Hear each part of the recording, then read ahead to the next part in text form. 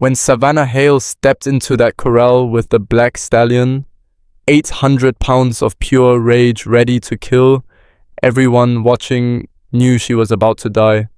They'd already loaded their rifles.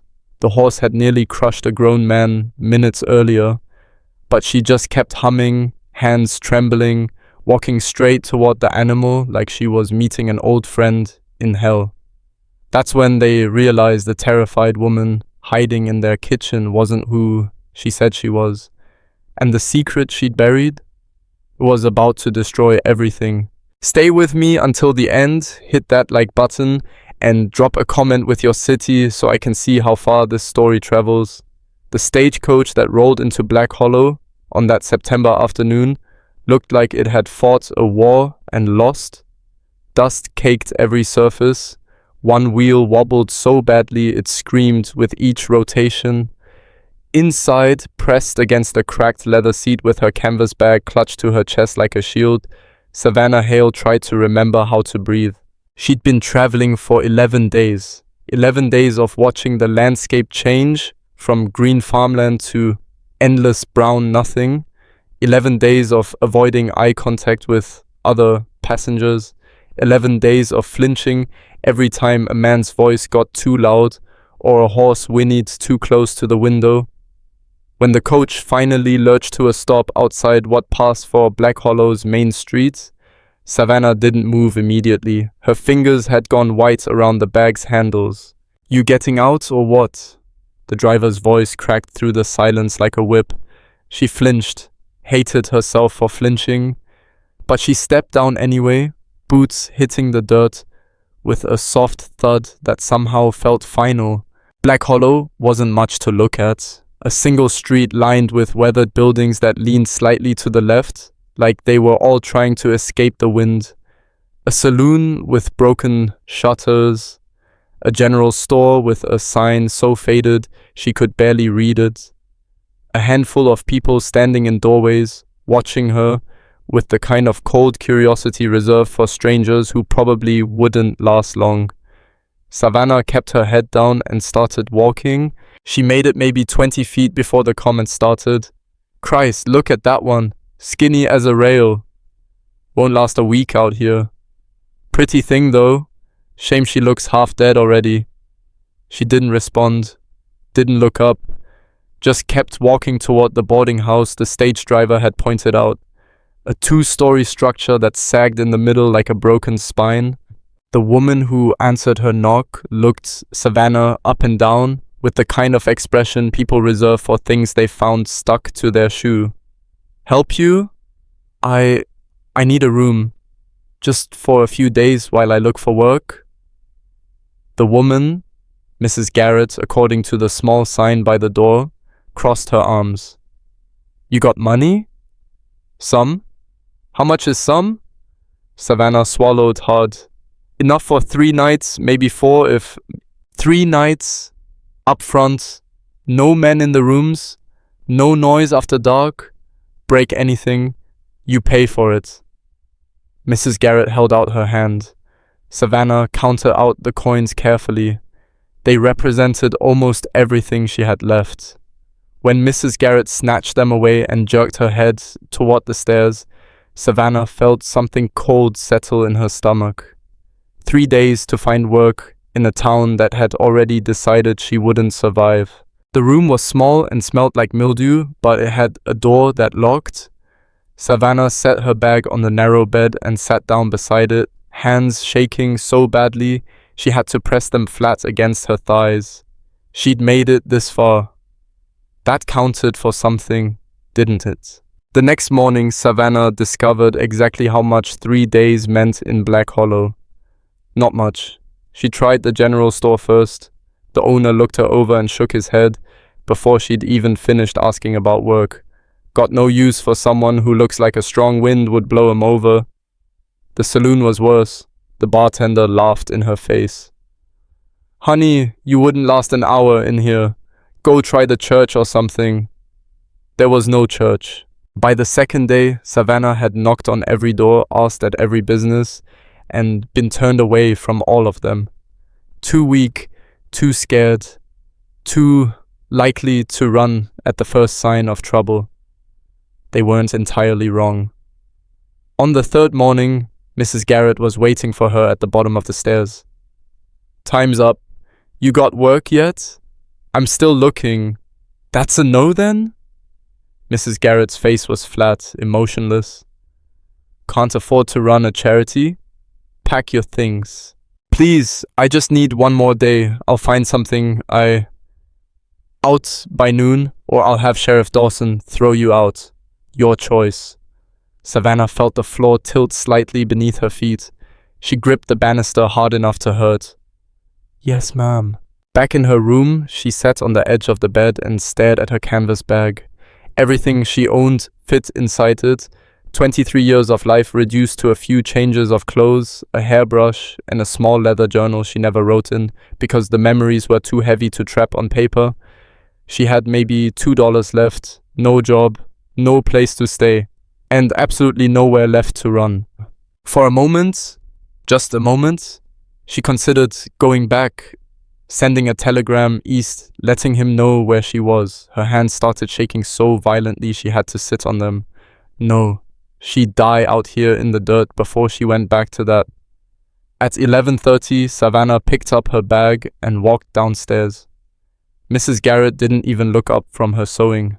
Outside, the sun was brutal.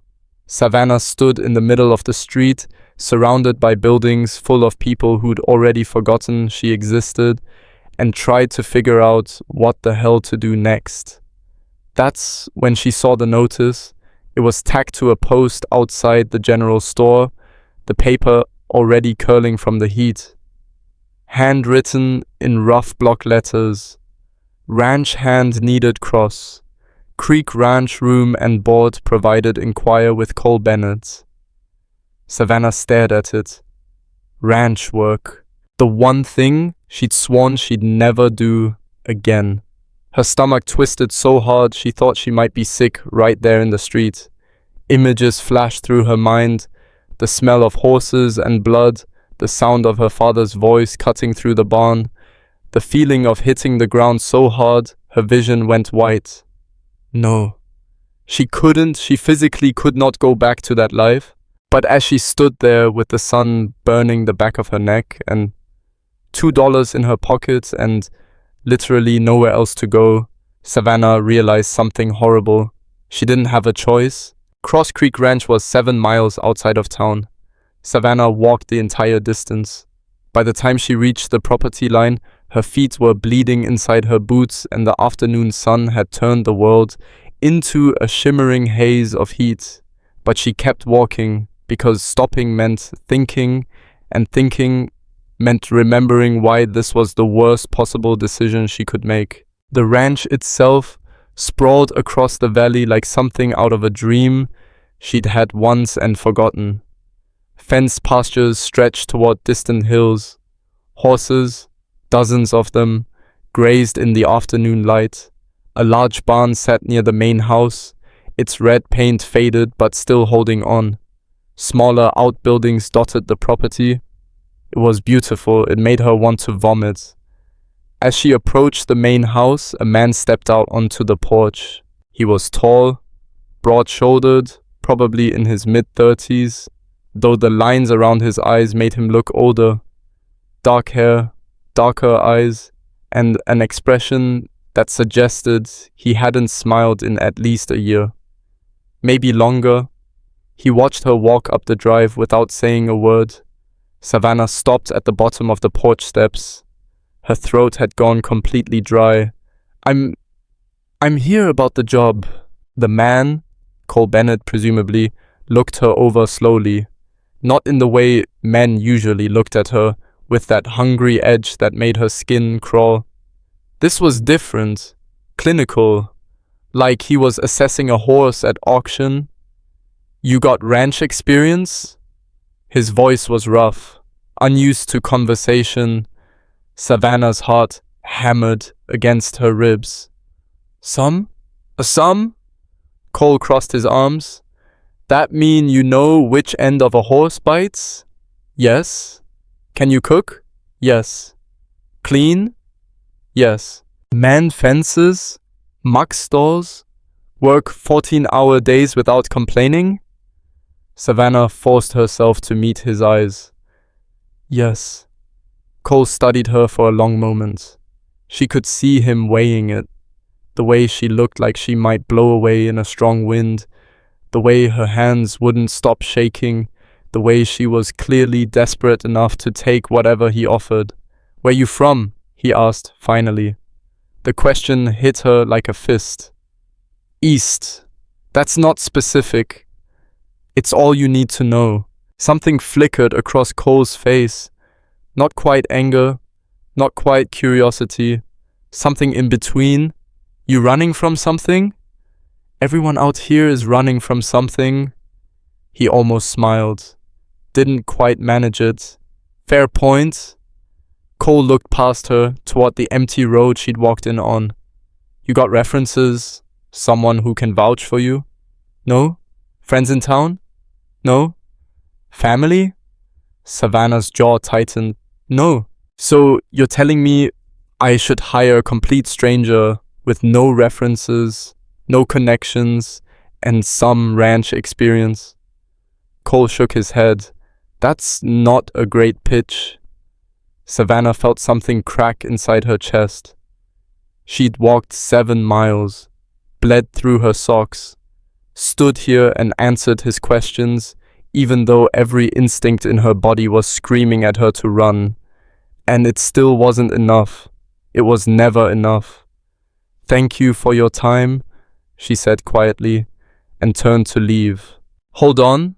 She stopped, but didn't turn around. "You walked here from town?" "Yes." "In this heat?" "Yes." Cole was silent for a moment. Then, "You got somewhere to go if I send you away?" Savannah didn't answer. Couldn't. "That's what I thought." Cole sighed. A sound so tired, it seemed to come from somewhere deep in his bones. "Kitchen's through the main house. You'll sleep in the back room off the pantry. Meals are at sunrise, noon, and sunset. You'll help with cooking, cleaning, and whatever else needs doing. Pays $20 a month plus room and board. You steal from me, lie to me, or cause trouble with the other hands, you're gone. Understood?"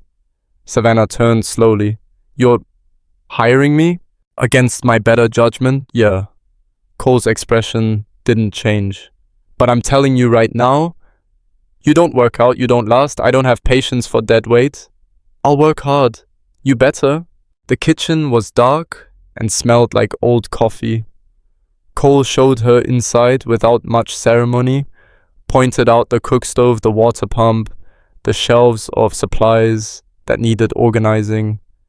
The back room where she'd sleep was barely big enough for the narrow bed and small dresser someone had shoved in there, but it had a door. A lock? That was more than she'd had in days. "Supper's at sunset," Cole said from the doorway. "Ranch hands eat in the bunkhouse, but there's..." He paused, frowned. "There's someone else who eats in here. You'll meet her soon enough." Before Savannah could ask who, Cole was gone. She stood in the middle of the tiny room, still holding her canvas bag, and tried to process what had just happened. She had a job, a place to sleep, food. She should feel relieved. Instead, she felt like she'd just stepped into a trap of her own making. The sun was setting when Savannah finally emerged from her room to start preparing supper. She'd found an apron hanging on a hook, ingredients in the pantry, and a basic understanding of what constituted ranch food: meat, potatoes, bread, if there was time. She was peeling potatoes when she heard the footsteps, small, hesitant. Savannah turned and saw a little girl standing in the doorway.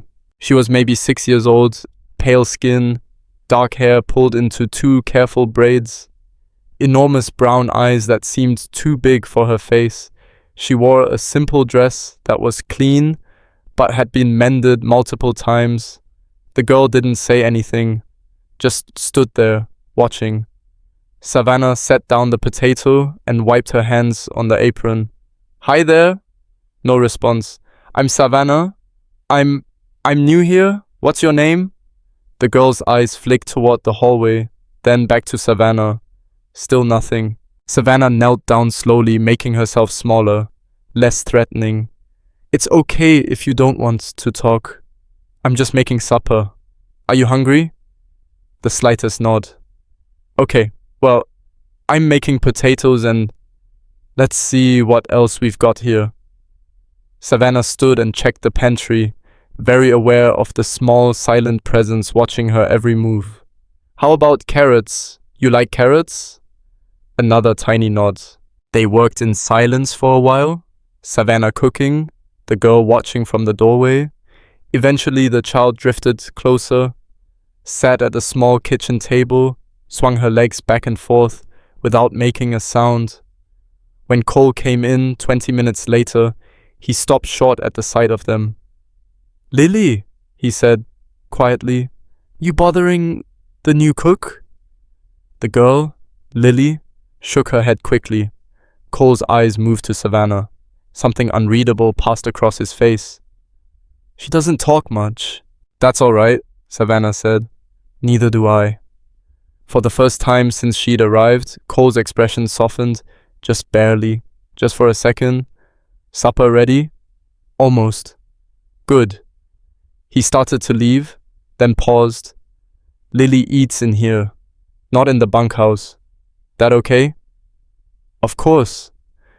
Cole nodded and disappeared.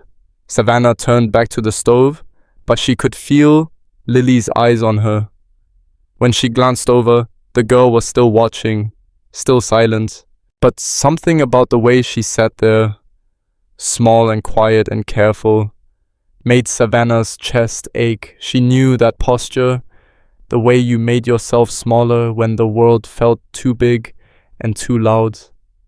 "Hey, Lily," Savannah said softly. The girl looked up. "After we eat, maybe you could show me around? I don't really know where anything is yet." Lily considered this seriously, then slowly she nodded. It wasn't much, but it was something. Over the next few days, Savannah fell into the brutal rhythm of ranch life. She woke before dawn to start the cook stove, made coffee strong enough to strip paint, prepared breakfast for ranch hands who barely looked at her, spent the morning cleaning, mending, organizing supplies, made lunch, cleaned again, made supper, fell into bed so exhausted she didn't even dream. The ranch hands ignored her mostly. There were 5 of them, rough men with rougher manners, who ate quickly and left without comment. They worked under a foreman named Derek, a man with cold eyes and a smile that never reached them. Derek made her nervous. He watched her too closely, appeared in doorways when she wasn't expecting him, asked questions that felt like traps. "Where'd you say you were from again?" "I didn't." "Why is that?" "Doesn't matter." "Everything matters out here, sweetheart." Savannah learned to avoid him when possible. Cole, meanwhile, was a ghost. She'd see him occasionally, crossing the yard, working in the barn, riding out to check fences. But he never came to the main house, except for meals, never spoke more than a few words, never smiled. The ranch felt heavy with something Savannah didn't understand yet, like grief had settled into the walls and floorboards and refused to leave. But Lily was different. The little girl attached herself to Savannah like a shadow, followed her around the kitchen, sat quietly while Savannah worked, still didn't talk, but sometimes she'd hum softly. Old songs that sounded like lullabies. On the 4th day, while Savannah was kneading bread dough, Lily suddenly spoke. "Your hands are shaking." Savannah froze, looked down. Sure enough, her hands were trembling. "Sorry," she said automatically. Sometimes they do that." "Why?" Savannah didn't know how to answer that. How do you explain to a 6-year-old that sometimes your body remembers things your mind is trying to forget? "I get nervous sometimes," she said finally. Lily tilted her head. "About what?" "Lots of things." "Like what?" "Loud noises, fast movements, angry voices." Savannah shaped the dough carefully. "Horses." Lily's eyes widened. You're scared of horses? Yeah, but you work on a ranch. I know. Savannah couldn't help it. She almost laughed. Doesn't make much sense, does it? Lily was quiet for a moment. Then, I get scared too. Of the dark, and thunder, and... She trailed off. And what? And people leaving. Savannah's throat tightened. She set the dough aside and knelt down so she was eye level with the little girl. Lily, I'm not going anywhere, okay? I'm right here. Mama said that too. The words hung in the air like smoke. Before Savannah could respond, Cole's voice cut through the moment. Lily, time for bed. He was standing in the doorway, expression unreadable. Lily slipped off her chair immediately and crossed to him without argument. Cole's eyes met Savannah's briefly. Don't make promises you can't keep. Then they were gone. Savannah stood alone in the kitchen, hands still shaking, and wondered what the hell had happened to this family. On the 7th day, everything changed. Savannah was hanging laundry in the yard when she heard the commotion from the corral. Shouting, hooves pounding dirt, the sharp crack of wood splintering. She dropped the sheet she was holding and ran. A crowd had gathered around the corral fence. All the ranch hands, Cole, even Lily, watching from a safe distance. Inside the corral, a massive black stallion was destroying everything in reach. The animal was pure muscle and rage. It charged the fence repeatedly, screaming with fury. One of the ranch hands, a young kid named Tom, was backed into a corner, blood running down his arm where the horse had clipped him. Shoot it! Derek was yelling. Damn thing's going to kill someone! No! Cole's voice cracked like thunder. Get Tom out first! How? The devil won't let anyone near him! The stallion reared, front hooves striking the air inches from Tom's head. Savannah's entire body had gone cold. She knew that rage.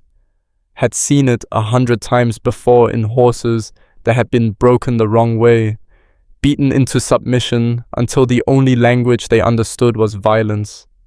Someone shoved a rifle into Derek's hands. Do it, Cole said grimly, before he kills the boy. Derek raised the rifle, and Savannah heard herself shout, Wait! Everyone turned, looked at her like she'd lost her mind. Maybe she had.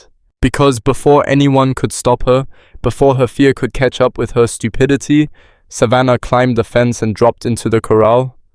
The stallion's head whipped toward her immediately, 800 pounds of pure terror and fury. Behind her, she heard Cole yelling her name, heard Lily scream, but Savannah didn't look back. She took one step forward, then another. The stallion charged. Savannah stood perfectly still and started to hum. It was an old song, one her mother used to sing before everything fell apart. The melody drifted across the corral, soft and steady, while the stallion bore down on her like a freight train. 10 feet away. 5, 3. The horse skidded to a stop so close she could feel its breath on her face. Savannah kept humming, kept her hands loose at her sides, didn't look directly into the animal's wild eyes. The stallion's ears flicked forward, back, forward again. She took one tiny step to the side. The horse tracked her movement, but didn't charge. Another step. The stallion's head lowered slightly. Savannah lifted one hand, slowly, so slowly, and kept humming. The horse's nostrils flared. It could kill her in a heartbeat. One strike of those hooves and she'd be gone. But Savannah knew something everyone else watching didn't know. This horse didn't want to kill anyone. It was just terrified. Her fingers brushed the stallion's neck. The animal flinched but didn't bolt. Savannah kept humming, kept moving her hand in small circles against the sweaty hide, and watched as the rage slowly, impossibly, drained out of the horse's eyes. Behind her, the entire ranch had gone silent. When the stallion finally lowered its head all the way down and pressed its forehead against her chest, Savannah felt something inside her chest crack wide open. She wrapped her arms around the horse's massive neck and let herself cry. They pulled Tom out of the corral while Savannah stayed with the stallion. By the time she finally climbed back over the fence, her legs were shaking so badly she nearly fell. Cole caught her arm and steadied her. "What the hell was that?" he demanded. Savannah couldn't answer, couldn't breathe right. Derek pushed forward, eyes blazing. "You want to explain how some scared little kitchen girl just did something none of us could do?" The other ranch hands were staring at her with expressions ranging from shock to suspicion to something that looked almost like respect. Savannah's voice came out hoarse. "I've worked with horses before." "Worked with them?" Derek laughed bitterly. "That wasn't working with them. That was something else entirely, so let's try this again. Who the hell are you really?" Cole's hand tightened on Savannah's arm. "That's enough, Derek." "Like hell it is. She's been lying to us since she got here, boss. You saw what she just did. That kind of skill doesn't come from some ranch experience."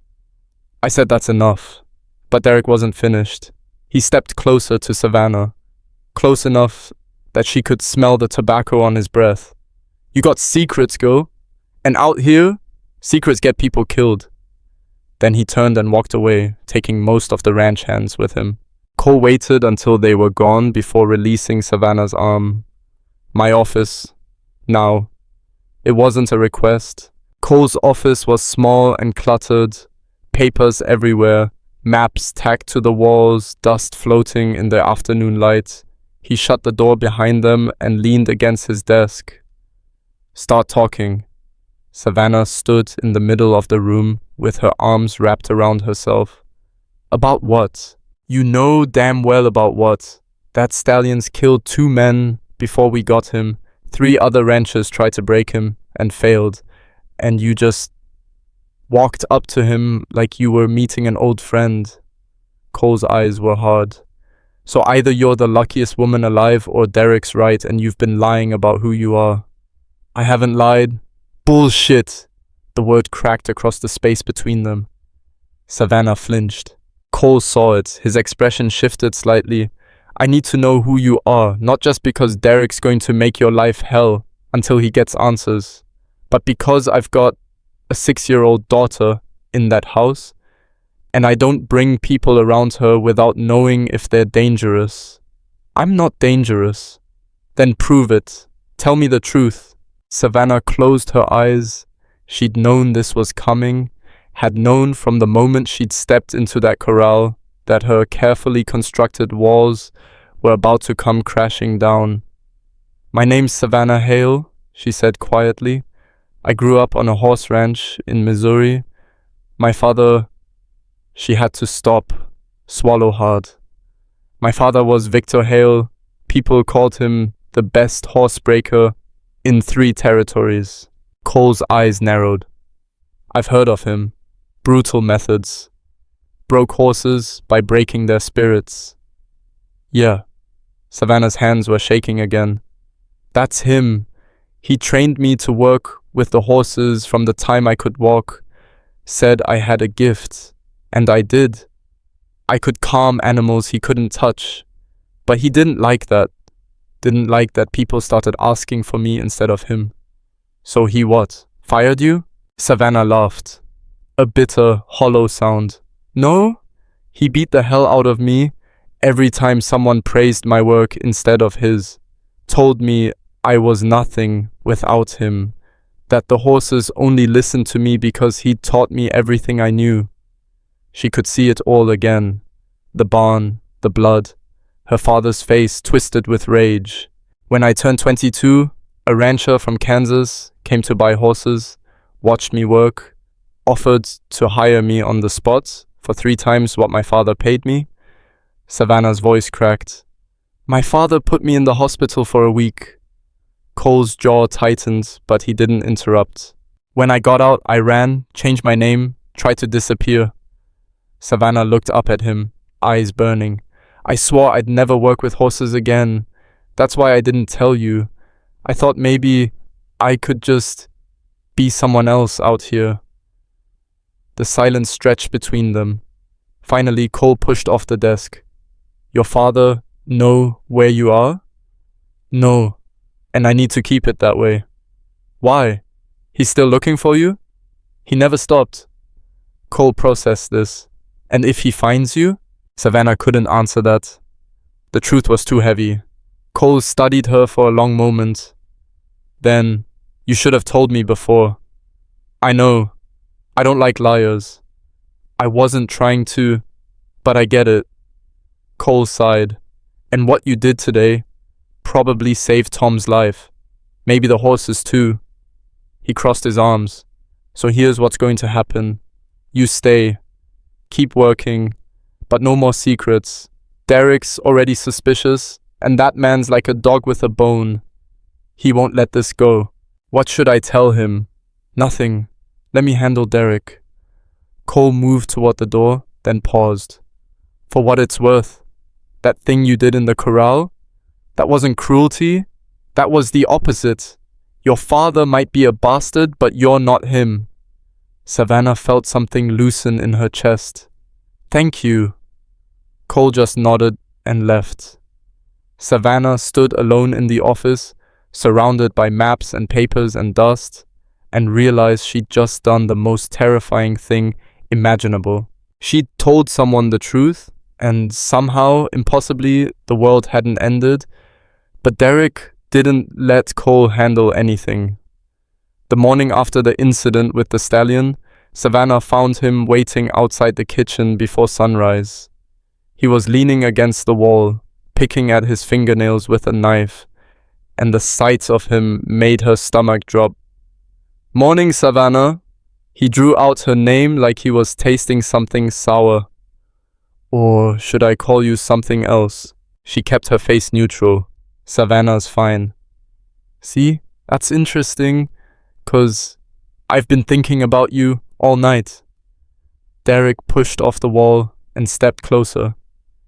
Thinking about how a scared little thing like you somehow knows more about horses than men who've been doing this for 20 years.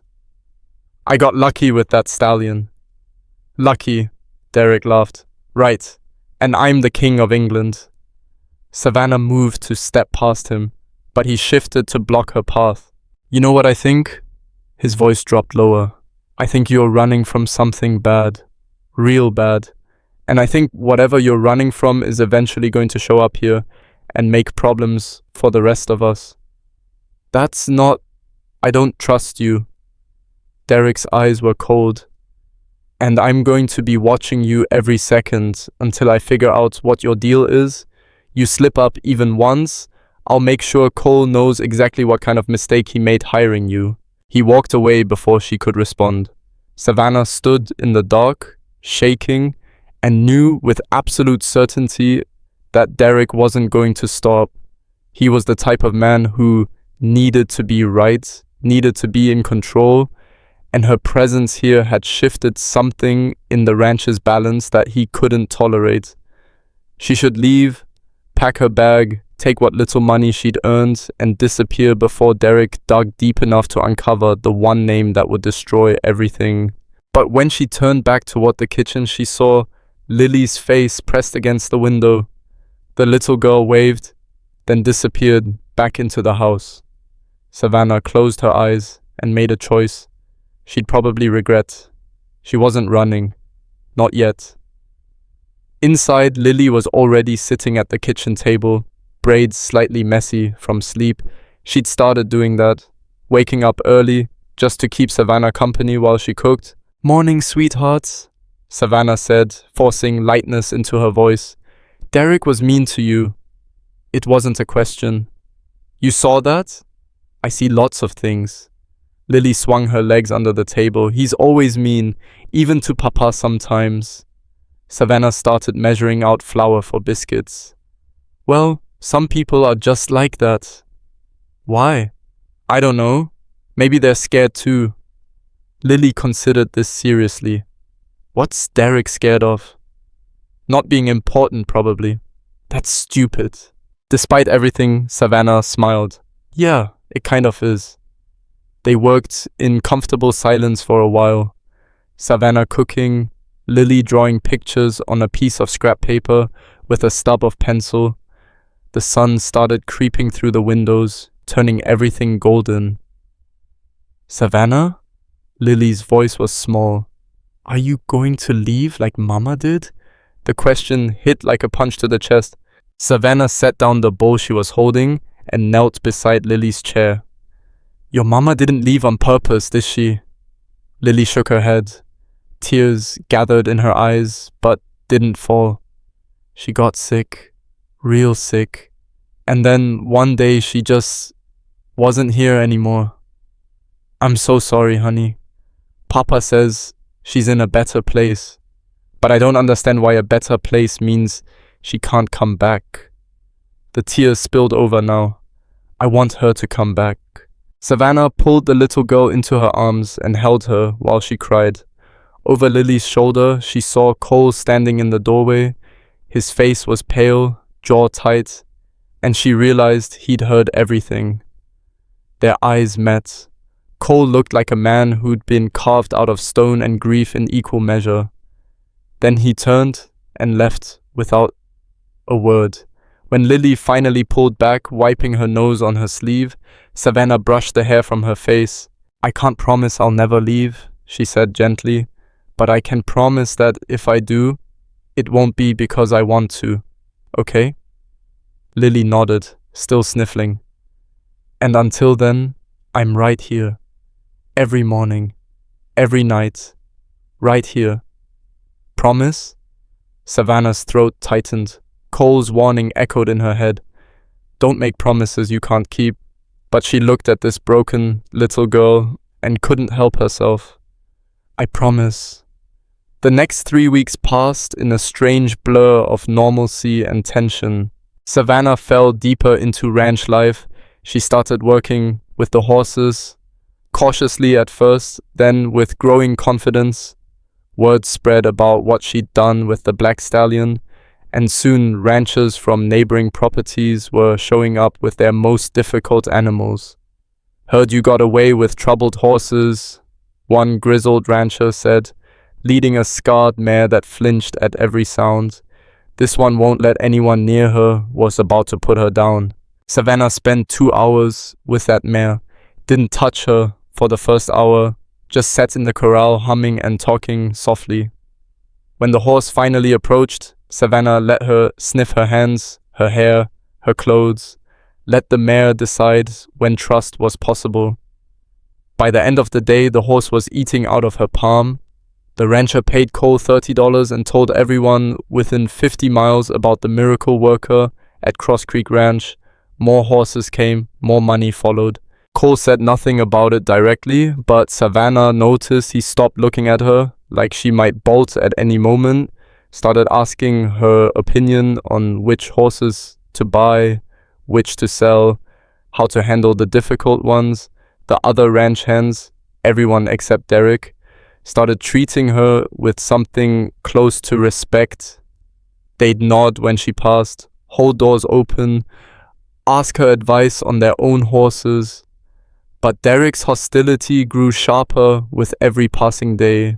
He'd accidentally leave gates open near horses Savannah was working with, make loud noises to spook animals she'd just calmed, question her methods in front of Cole, trying to make her look incompetent.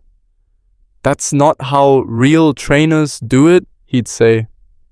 Real trainers break half the horses they touch, Savannah would reply quietly. At least they get results fast.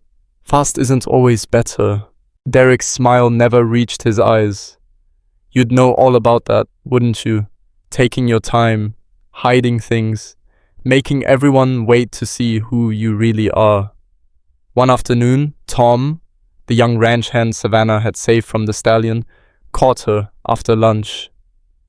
You should watch yourself around Derek, he said quietly. He's been asking questions in town. About you, where you came from, if anyone knows your people. Savannah's blood went cold. What kind of questions? The kind that mean he's looking for something to use against you. Tom glanced around to make sure they were alone. I don't know what you're running from, and I don't care. You saved my life. But Derek, he's dangerous when he gets an idea in his head. Thanks for the warning. Tom nodded and walked away, leaving Savannah standing in the yard with her heart hammering against her ribs. She found Cole in the barn an hour later, checking on a pregnant mare. We need to talk, she said. Cole looked up, saw her face. What happened? Derek's digging into my past. I told you I'd handle Derek. Well, you haven't. The words came out sharper than she intended, and if he keeps pushing, he's going to find things that... She stopped. Couldn't finish. Cole straightened slowly. Things that what? Savannah wrapped her arms around herself. My father has money, connections. If Derek figures out who I really am and word gets back to Missouri, your father will come looking. Yeah. Cole was quiet for a long moment, jaw working. Finally he said, I'll talk to Derek, make it clear he needs to back off. That'll just make him angrier. Probably, but it's either that or I fire him, and I can't afford to lose a foreman right now with winter coming. Cole's eyes softened slightly. You've been good for this place, Savannah. For Lily. I'm not going to let Derek run you off. Why? The question slipped out before she could stop it. Why do you even care? Cole looked at her like the answer should be obvious. Because you're the first person Lily's really talked to, since her mother died. Because every horse you touch ends up better than it was before. Because... He trailed off, looking uncomfortable. Because what? Because you remind me that broken things can still be useful, he said finally. Now get back to work. It wasn't poetry, wasn't even particularly kind, but it was the most honest thing anyone had said to her in years. That night, Savannah couldn't sleep. She lay in her small room listening to the sounds of the ranch settling, horses shifting in their stalls, wind rattling the windows, the occasional creak of old wood. Around midnight, she heard footsteps in the kitchen. She got up and found Lily sitting at the table in her nightgown, crying silently. Hey, Savannah sat down beside her. Bad dream? Lily nodded, wiping her eyes. You want to talk about it? I dreamed Mama came back, but she didn't recognize me. She looked right at me and didn't know who I was. Fresh tears spilled down her cheeks. What if I forget what she looked like? What if I already am forgetting? Savannah's chest ached. You won't forget. How do you know? Because the people we love stay with us, even when they're gone. They're in here. She touched Lily's chest gently, and nobody can take that away. Do you have someone like that? Someone who's gone? Savannah thought of her mother, dead 10 years now. The only person who'd ever stood between her and her father's rage until she couldn't anymore. Yeah, she said softly. I do. Does it still hurt? Sometimes. But it hurts less than it used to. Lily leaned against her and Savannah wrapped an arm around the small shoulders. They sat like that for a while, neither speaking, until Lily's breathing evened out. Savannah was about to suggest going back to bed when Cole appeared in the doorway. He stopped when he saw them. Something crossed his face. Surprise, maybe, or something deeper. I heard her get up, he said, quietly. Came to check on her. She had a bad dream. Savannah brushed hair back from Lily's face. She's okay now. Cole crossed to them, and for a moment Savannah thought he might be angry that she'd interfered. Instead, he knelt down and scooped Lily into his arms. Come on, little bug. Let's get you back to bed. Lily mumbled something sleepy and wrapped her arms around his neck. Before Cole could leave, Savannah said, She's scared of forgetting her mother. Cole froze. His eyes closed briefly, jaw tightening. I know. Maybe you could tell her stories about her? When Lily was a baby? Things she might not remember? I don't... Cole's voice cracked. I'm not good at that. You don't have to be good at it. You just have to try. Cole looked at her for a long moment. Then he nodded and carried Lily back to her room. Savannah sat alone in the dark kitchen and wondered when exactly she'd stopped being just the hired help and started being part of this broken family. The confrontation with Derek came 2 days later. Savannah was in the corral working with a young gelding that spooked at shadows. The horse was making progress, slow, careful progress, when Derek appeared on the fence. You know, I've been thinking, he called out. Savannah ignored him, focused on the horse. I've been thinking about names, about how sometimes people change them when they want to disappear. Derek's voice was casual, dangerous. Like, say, if they were running from something or someone. The gelding's ears flicked back, sensing Savannah's tension. What's your point, Derek? She kept her voice level. My point is I did some digging, sent a few telegrams east, asked around about talented horse trainers who might have gone missing recently. Savannah's heart stopped. Derek's smile widened. And I got a real interesting response from a rancher in Missouri.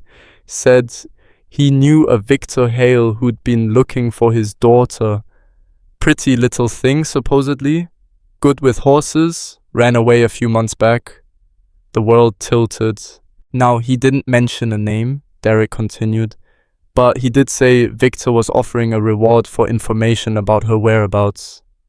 Big reward. The kind of money that could set a man up real nice. Savannah couldn't breathe, couldn't think. Get out of the corral, she managed. Why? You going to sick the horse on me like you did with the stallion? Derek laughed. See, that's the thing. I don't think you're dangerous at all. I think you're a scared little girl playing pretend, and I think it's time everyone knew the truth about... I said, get out! The gelding reared, spooked by her sudden shout. Derek scrambled backward off the fence as hooves crashed down inches from where he'd been standing. And then Cole was there, grabbing Derek by the collar and slamming him against the barn wall. What the hell did you do? Cole's voice was deadly quiet. I told the truth, Derek spat.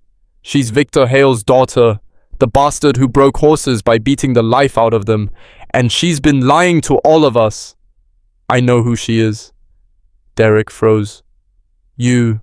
what? She told me weeks ago, and I told you to leave it alone. Cole shoved him harder against the wall. But you couldn't do that, could you? You had to go digging. Had to send your damn telegrams. You have any idea what you've just done? I did this ranch a favor. She's been... You just told a violent man exactly where to find his daughter. Cole's fist connected with Derek's jaw so fast Savannah barely saw it happen. Derek crumpled. You're fired. Get your things and get off my property before I do something worse. You can't fire me for... I just did. Tom! Cole shouted toward the barn. Get over here. Tom appeared immediately, eyes wide. Make sure Derek packs his things and leaves. If he's still here in an hour, throw him out physically. Tom nodded, looking almost pleased. Derek staggered to his feet, blood running from his split lip. He looked at Savannah with pure hatred.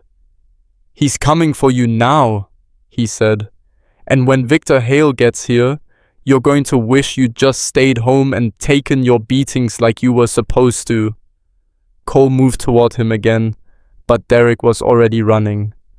Silence fell over the corral. Savannah realized she was still standing in the middle of it, shaking so badly she could hardly stand.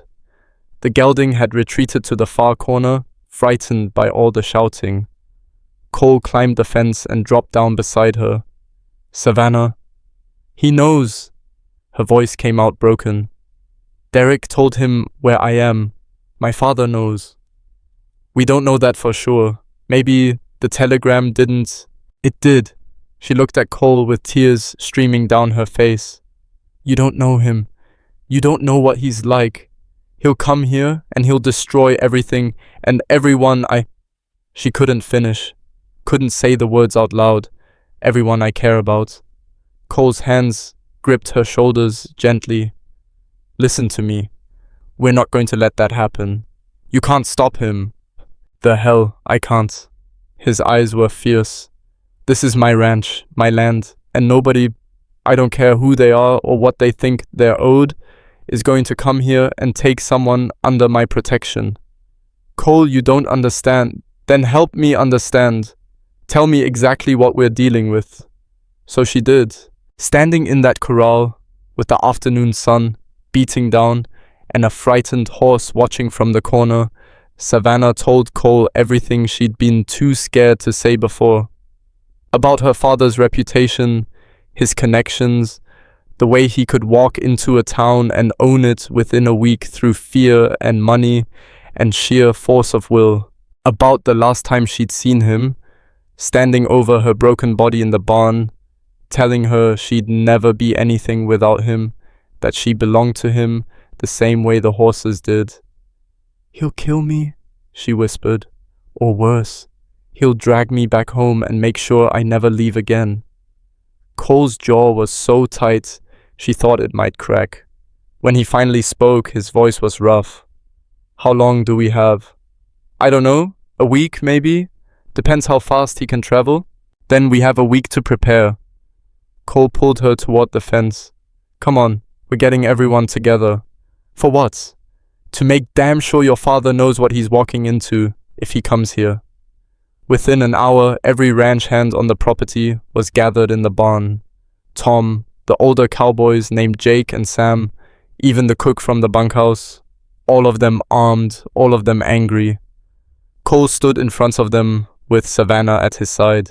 Some of you have been asking questions about Savannah, Cole said, about who she is and where she came from, so I'm going to tell you straight. Her father is Victor Hale. He abused her for years.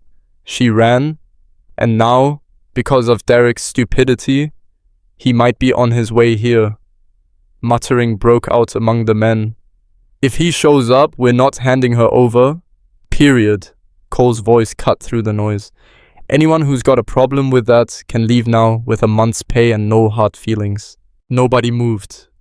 Tom spoke up first.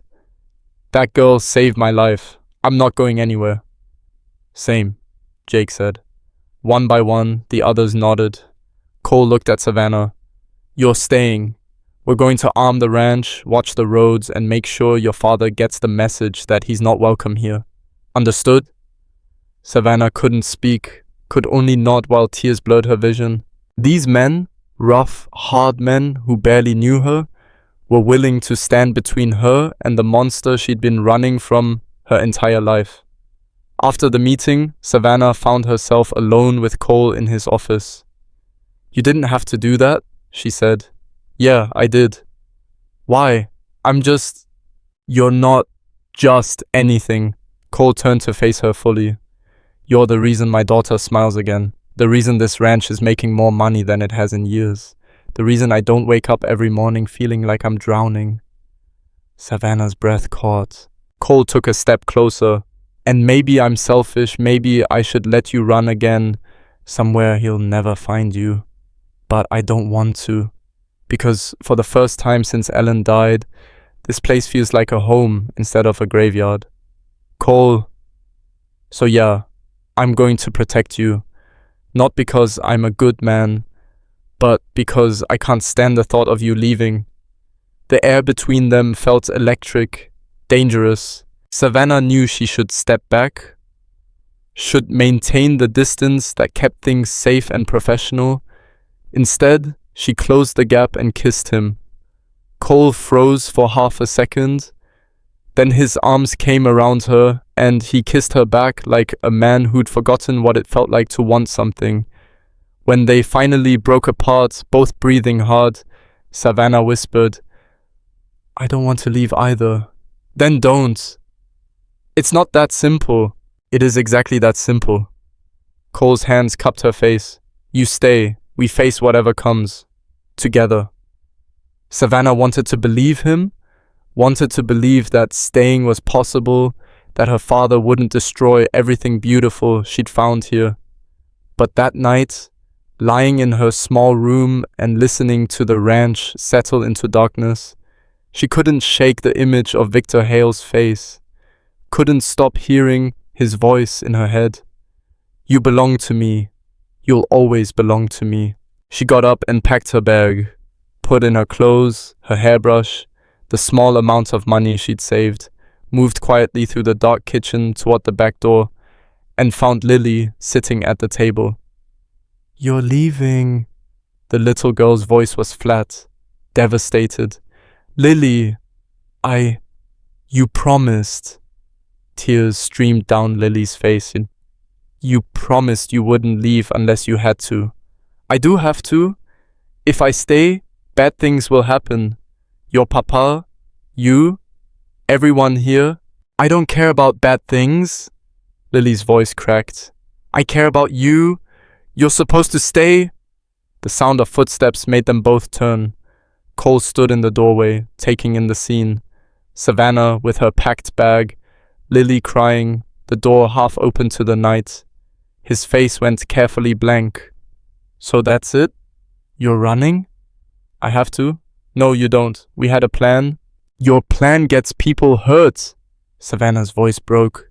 You don't know what he's capable of if he comes here and someone gets killed because of me. That won't happen. You can't promise that. And you can't promise running will keep us safe either. Cole crossed to her, eyes blazing. He already knows you were here. You think leaving now changes that? All it does is make you easier to catch. Savannah knew he was right. Hated that he was right. I can't stay, she whispered. I can't watch him destroy everything She looked at Lily, at Cole, at the kitchen that had become her sanctuary. I can't lose this. Then stay and fight for it, Cole said quietly.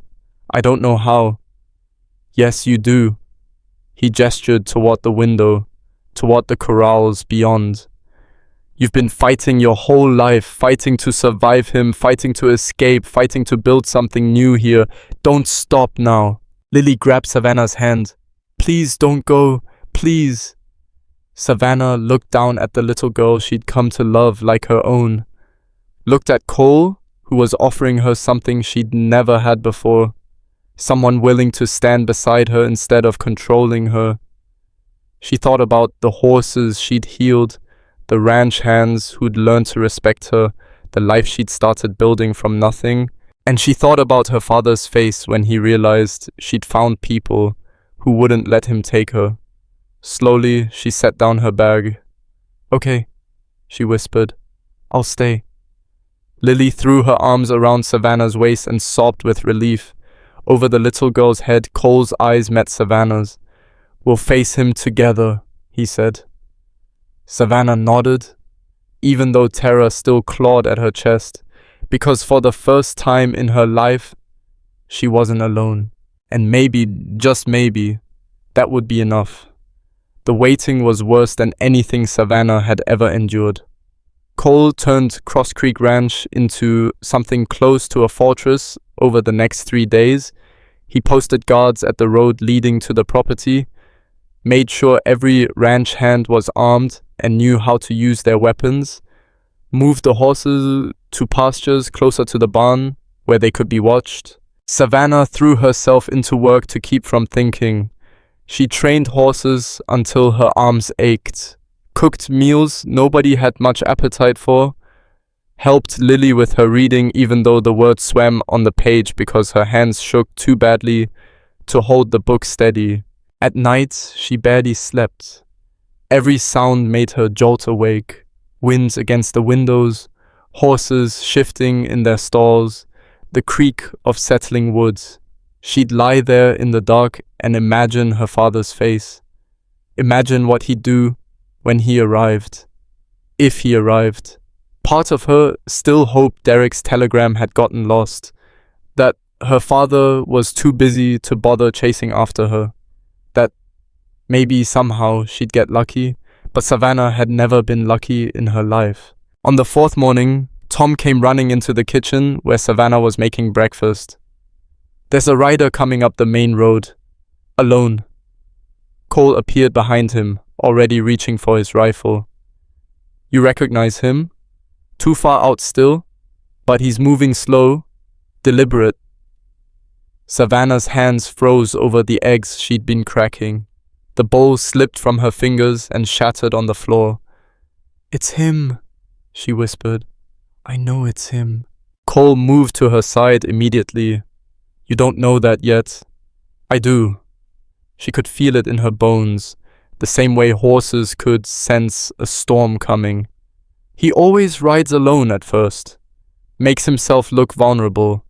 Then, once he's inside, once people let their guard down, we're not letting our guard down. Cole's voice was firm. "Lily, go to your room. Lock the door. Don't come out until I tell you." "But, Papa..." "Now, Lily." The little girl looked at Savannah with wide, frightened eyes. Savannah managed a shaky smile. "It's okay, sweetheart. Your papa's going to handle this." Lily ran. Cole turned to Tom. "Get the others, armed. I want them visible but not threatening. We're gonna show this bastard exactly how many people are standing between him and what he wants." Tom nodded and took off. Cole looked at Savannah. "You should stay inside." "No." "Savannah, he's here for me. Hiding won't change that." She forced herself to breathe. "I need to face him. Need him to see I'm not the same person who ran." Cole's jaw tightened. "Then you stay behind me. Understood?" She nodded, even though every instinct screamed at her to run. They walked out onto the porch together. The other ranch hands were already gathering. Jake and Sam with rifles, Tom with a shotgun, even the bunkhouse cook holding a pistol like he knew how to use it. The rider was close enough now to make out details. He sat tall in the saddle, moving at an easy walk like he had all the time in the world. Expensive clothes, well-groomed horse, everything about him screamed money and power and control. When he got close enough for Savannah to see his face, her entire body went cold. Victor Hale looked exactly the same.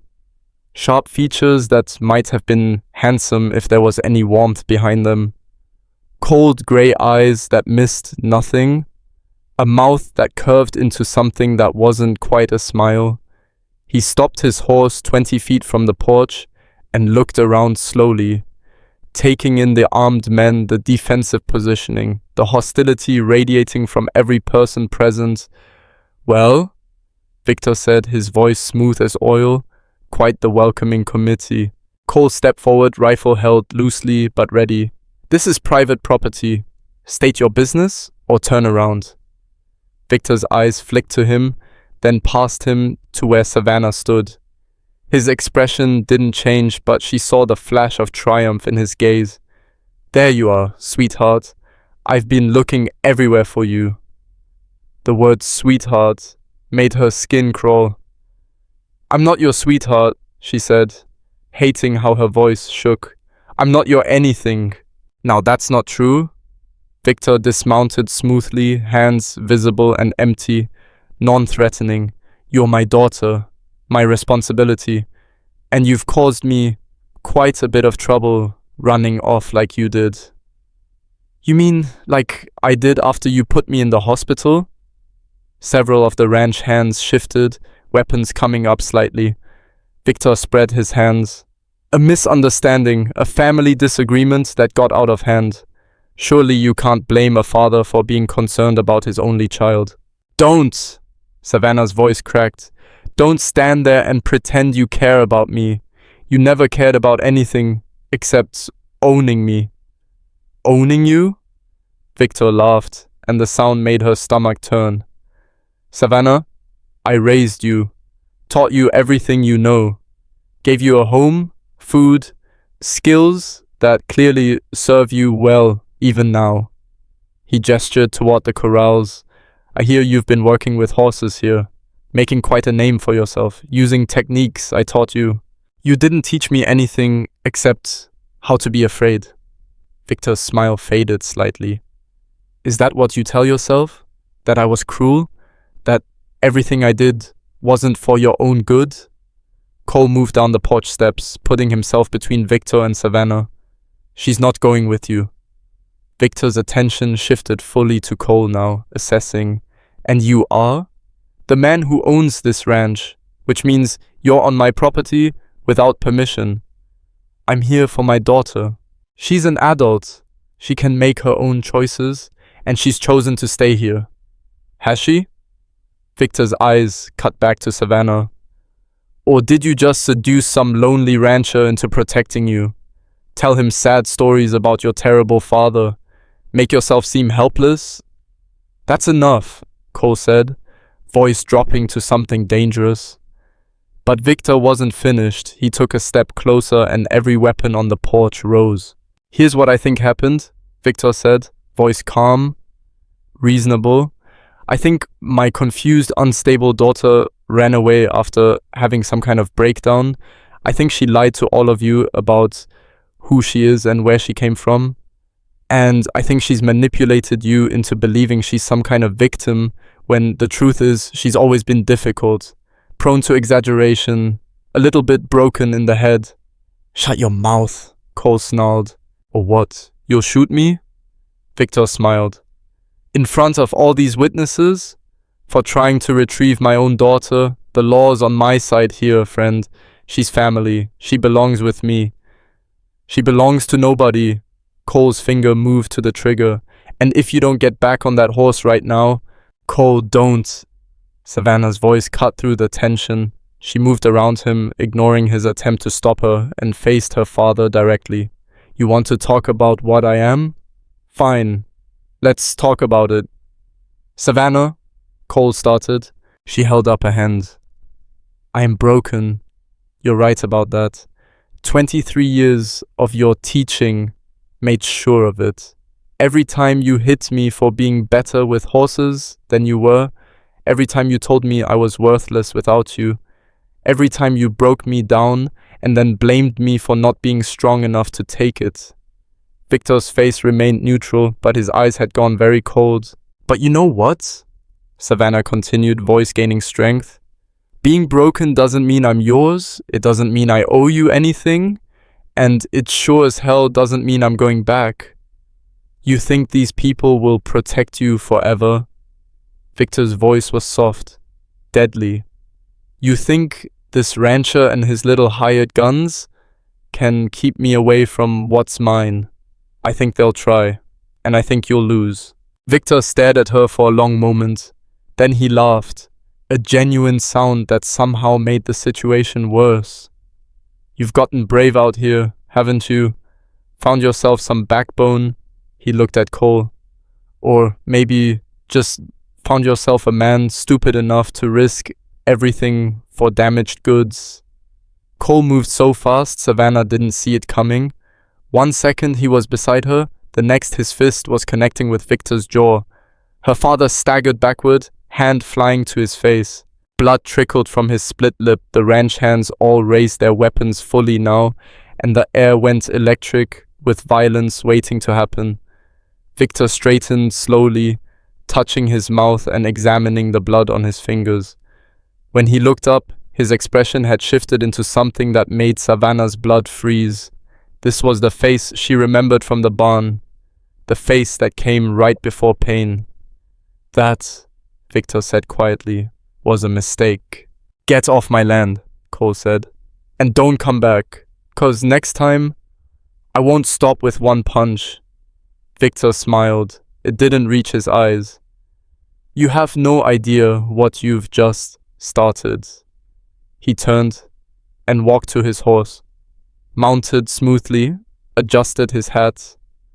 Savannah, he said, looking down at her, you have 3 days to come home on your own. After that, I stop being reasonable. I'm not coming home. Not in 3 days, not ever. We'll see. Victor turned his horse. Enjoy your little ranch while you can. Then he rode away, back toward town, at that same unhurried pace. Nobody moved for a full minute after he disappeared from sight. Finally, Cole lowered his rifle. Everyone back to your posts. He might circle back. The ranch hands dispersed slowly, muttering among themselves. Savannah stood frozen on the porch, her father's words echoing in her head. After that, I stopped being reasonable. Savannah. Cole's hand touched her shoulder gently. You okay? She turned to him, and something inside her chest cracked wide open. You hit him. Yeah, probably shouldn't have, but nobody's ever done that before. Nobody's ever stood up to him for me. Cole's expression softened. Then everyone in your life before this was a coward. Savannah felt tears burning her eyes. He's going to come back, and it's going to be worse. So much worse. I know. You should send me away before he destroys this place. Not happening. Cole pulled her against his chest, and she went willingly, pressing her face against his shirt while she shook. You're staying. We're going to figure this out. How? You heard him. The law's on his side. He's my father. He can claim I'm unstable. Drag me back. Not if you're not his daughter anymore. Savannah pulled back to look at him. What? Cole's jaw was set in that stubborn way she was starting to recognize. Marry me. The world tilted sideways. What? Marry me, Cole repeated. Today. Right now, if possible. Once you're legally my wife, he loses any claim on you. Can't force you to go anywhere. Can't call you his property. Cole, that's insane. Is it? You said yourself he'll keep coming, keep pushing. This way we cut off his legal avenue. Cole's hands framed her face. Unless you don't want to, I know this isn't... It's not exactly romantic. I'm not asking because I think you need saving. I'm asking because it's practical and because... Because what? He looked at her like the words were physically painful to say. Because I don't want practical to be the only reason. Because over the past weeks, you've become more important to me than I want to admit. Because Lily loves you. Because this ranch feels alive again when you're in it. Savannah couldn't breathe. You barely know me. I know enough. I know you're kind even though the world gave you every reason not to be. I know you're brave even when you're terrified. I know you make my daughter smile. And I know that losing you would... He stopped, swallowed hard. It would break something I only just started putting back together. This is crazy. Yeah. Your wife died less than 2 years ago. I know. I'm a mess, I'm broken and scared, and I might never be normal. I don't want normal. Cole's thumb brushed away a tear she hadn't realized had fallen. I want you. Here. Safe. And if marrying me accomplishes that, then I'm asking. Savannah stared at him.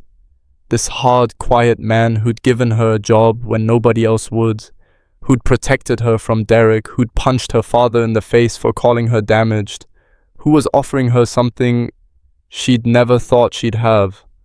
A real home. A real family. Okay, she whispered. Cole blinked. Okay? Yes, I'll marry you. For the first time since she'd met him, Cole smiled. Really smiled. It transformed his entire face, made him look younger and lighter and almost happy. Today, he said, we do it today before he has time to make trouble. How? There's a circuit judge who comes through Black Hollow once a month. Judge Morrison, he's in town right now. Cole was already moving, pulling her toward the house. Tom? Tom appeared from around the barn. Yeah, boss? Saddle 2 horses. Fast ones. Savannah and I are riding to town. What? Why? We're getting married. Tom's jaw dropped. Then he grinned. About damn time. Inside the house, Lily was peeking out from her bedroom door. Papa? What's happening? Cole crouched down in front of her. Lily, how would you feel about Savannah becoming part of our family? Officially? Lily's eyes went wide. You mean forever? Yeah, Bug, forever. Lily looked at Savannah, who nodded. If that's okay with you. The little girl launched herself at Savannah so hard, she nearly knocked her over. Yes, yes. Savannah held her tight, tears streaming down her face now. I love you, sweetheart. I love you too. Lily pulled back, grinning through her own tears. Does this mean I can call you Mama? Savannah's chest felt like it might crack open. If you want to. I want to. Cole stood, clearing his throat roughly. All right, Lily, you're coming with us? Go get your good dress on. The blue one? Yeah, the blue one. Fast as you can. Lily ran. Cole turned to Savannah. You should change too. Into something, I don't know, something that feels right. Savannah looked down at her work dress, stained and worn. I don't have anything fancy. Then wear whatever makes you feel like you. His hand caught hers, squeezed gently. This isn't about impressing anyone. It's about making sure your father can't touch you. She nodded and went to her small room. Dug through her canvas bag until she found the one nice thing she'd kept from her old life. A simple dress in deep blue that her mother had made for her before she died. She'd never worn it, had been saving it for she didn't even know what, but now felt right. She changed quickly, braided her hair, and met Cole and Lily at the front door. Cole stopped when he saw her. Something crossed his face. Surprise, maybe, or appreciation. You look beautiful, he said quietly. I look scared. That too. He held out his hand. Ready? Savannah took it. No, but let's do it anyway. The ride to Black Hollow took 40 minutes at a hard gallop. Tom came with them as a witness, along with Jake for extra protection in case Victor tried anything on the road. The town was sleepy in the late morning sun. A few people watched curiously as they tied up their horses outside the courthouse, a small building that served as everything from courtroom to land office. Judge Morrison was inside, reviewing papers at a desk. He looked up when they entered, eyebrows rising at the sight of Cole, Savannah, and Lily. Cole Bennett, this is unexpected. We need to get married, Cole said without preamble. Today, right now, if possible. The judge blinked. I see. And this is Savannah Hale. She works at my ranch. Works at your ranch. Judge Morrison looked between them. This is rather sudden, isn't it? It's necessary, Cole said. There's a man trying to force her to leave. Her father claims she's unstable and needs to come home. Once we're married, he loses that claim. Understanding dawned on the judge's face. I see. And Miss Hale, you're entering this marriage willingly? Savannah stepped forward. Yes, sir.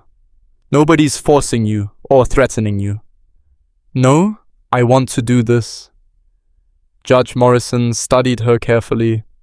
Young lady, marriage is a serious commitment, not something to be entered into lightly just to escape an uncomfortable family situation. With respect, sir, it's more than uncomfortable, and I know what I'm doing. The judge looked at Cole. You understand that once you're married, she becomes your legal responsibility. Her father will have no claim on her, but you will. I'm not interested in claiming her, Cole said firmly. I'm interested in protecting her. There's a difference. Is there? The judge's eyes were sharp, because from where I'm sitting, this looks like a woman jumping from one man's control to another's. Then you're not looking close enough, Savannah said, surprising herself with the strength in her voice. Cole isn't trying to control me. He's trying to give me a choice, and I'm choosing this. Choosing him, choosing to stay. Judge Morrison was quiet for a long moment. Then he sighed. All right, I'll do it, but I'm going to ask you both some questions first. And if I get even a hint that this isn't completely consensual, I'm calling it off, understood? They both nodded. The questioning took 20 minutes. The judge asked about how they met, how long they'd known each other, whether there was any coercion or pressure.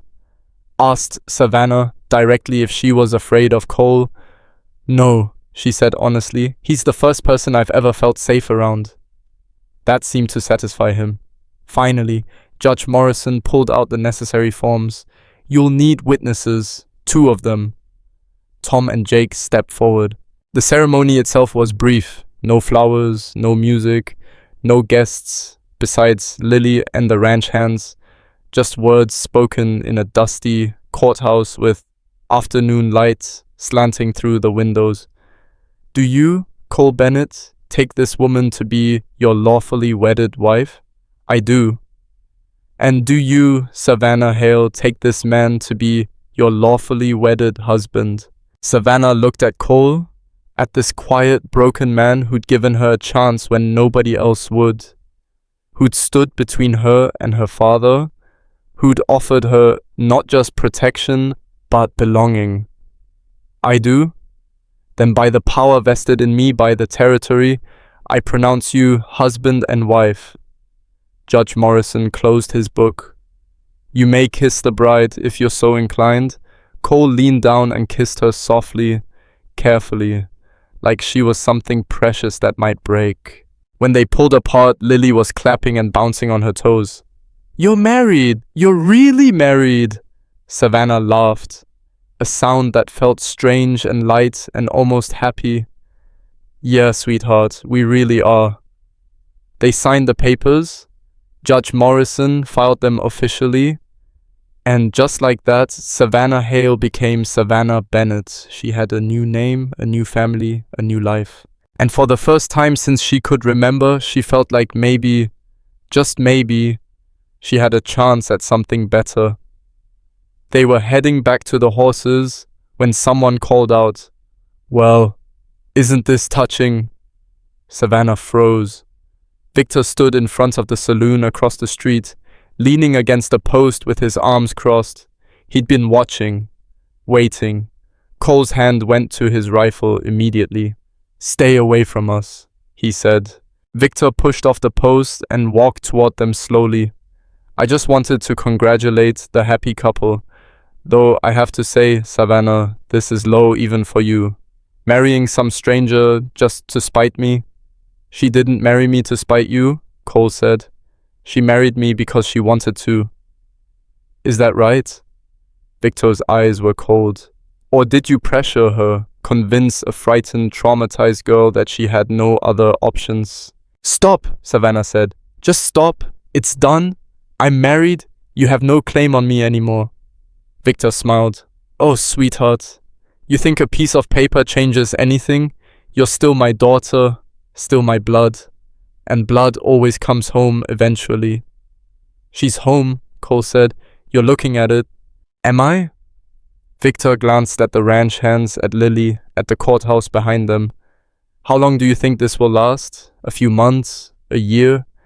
Eventually, she'll remember what she really is. Eventually, she'll realize she can't escape what I made her. Savannah felt something sharp twist in her chest, because part of her, a small, terrible part, wondered if he was right. But then Lily grabbed her hand and squeezed tight. And Cole stepped closer, his presence solid and real beside her. And she looked at her father and saw him for what he really was. A man who'd built his entire identity on controlling others, who couldn't stand the thought of her being free because it meant he'd lost. I'm not what you made me, she said quietly. I'm what I made myself. And that's something you'll never understand. Victor's smile faded. You'll regret this. Maybe, but I'll regret it on my own terms. For a moment she thought he might lunge at her, thought she saw his hands curl into fists. But there were too many witnesses, too many armed men. So instead, Victor just nodded slowly. Enjoy your wedding day, daughter. I hope it's everything you dreamed of. Then he turned and walked away. Cole didn't relax until Victor had disappeared around a corner. We should get back to the ranch, he said. Now. They rode hard, not speaking, pushing the horses faster than was probably safe. Savannah kept expecting Victor to appear behind them, kept waiting for something to go wrong, But they made it back to Cross Creek without incident. The ranch hands were waiting, and when Tom announced that the boss and Savannah had gotten married, a cheer went up that made Savannah's eyes sting with tears. Someone produced a bottle of whiskey. Someone else started playing a fiddle badly. It wasn't fancy or elegant, but standing in the yard with these rough, kind men celebrating around her, Savannah felt more married than any church ceremony could have made her. That night, after Lily had fallen asleep, still talking excitedly about having a mother again, Cole and Savannah stood on the porch watching the stars. "You don't have to stay in the small room anymore," Cole said quietly. "My room. Ellen's room.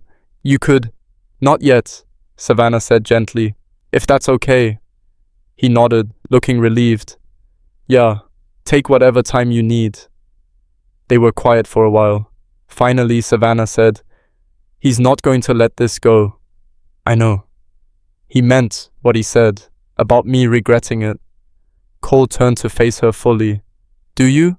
Regret it?" Savannah thought about the question seriously, about everything that had happened, about the choice she'd made.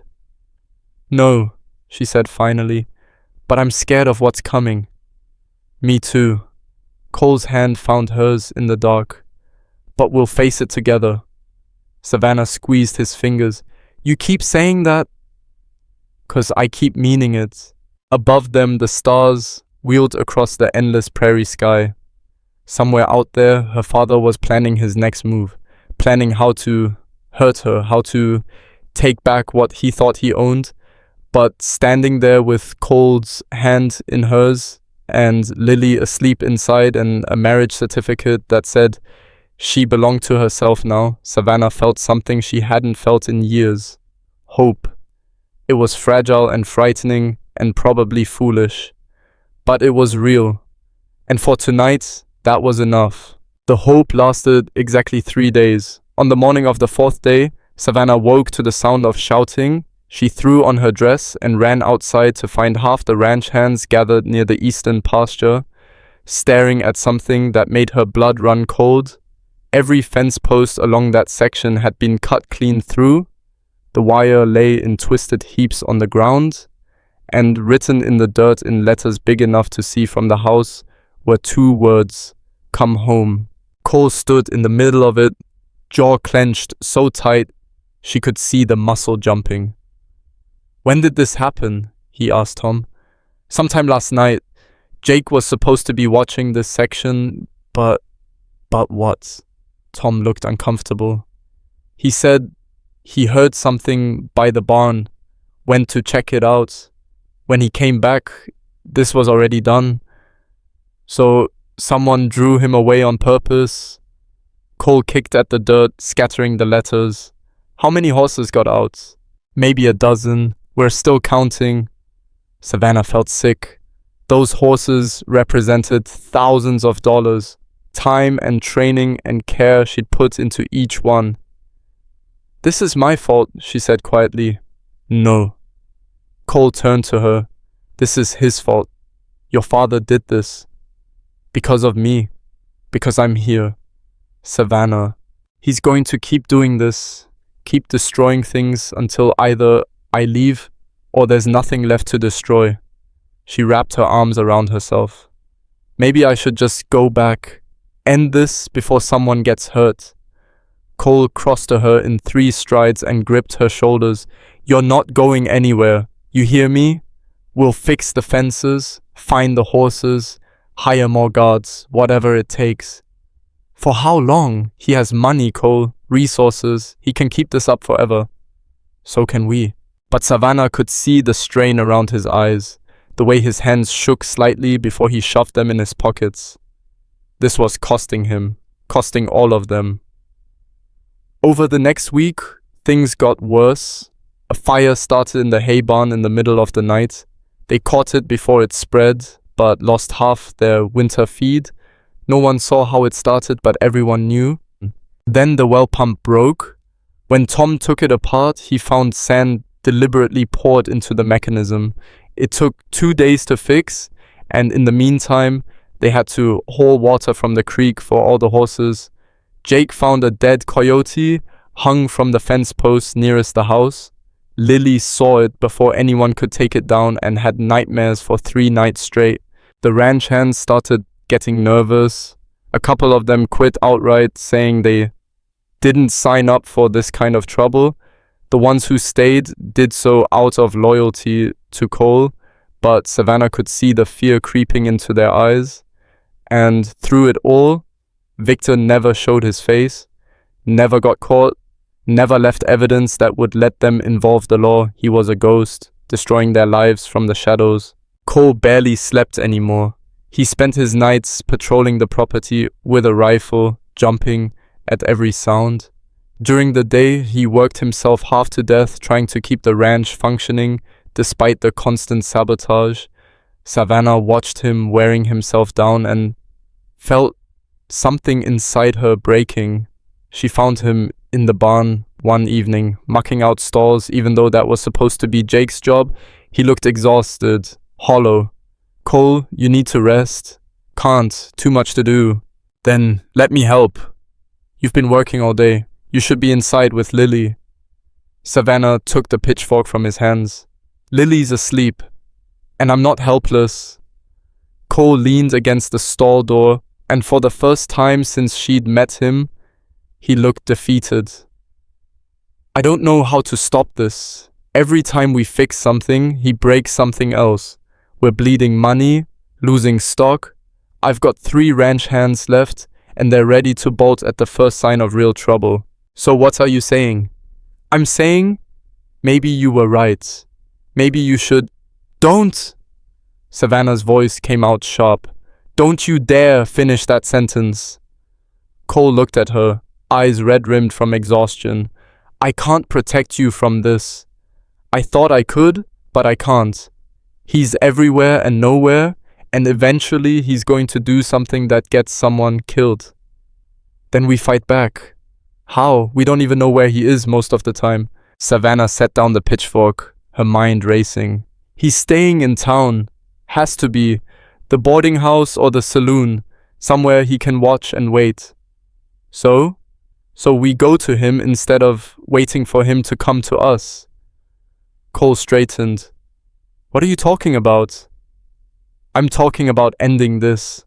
On our terms. Savannah's hands were shaking, but her voice was steady. He wants me to come home? Fine, I'll go to him. But not to surrender.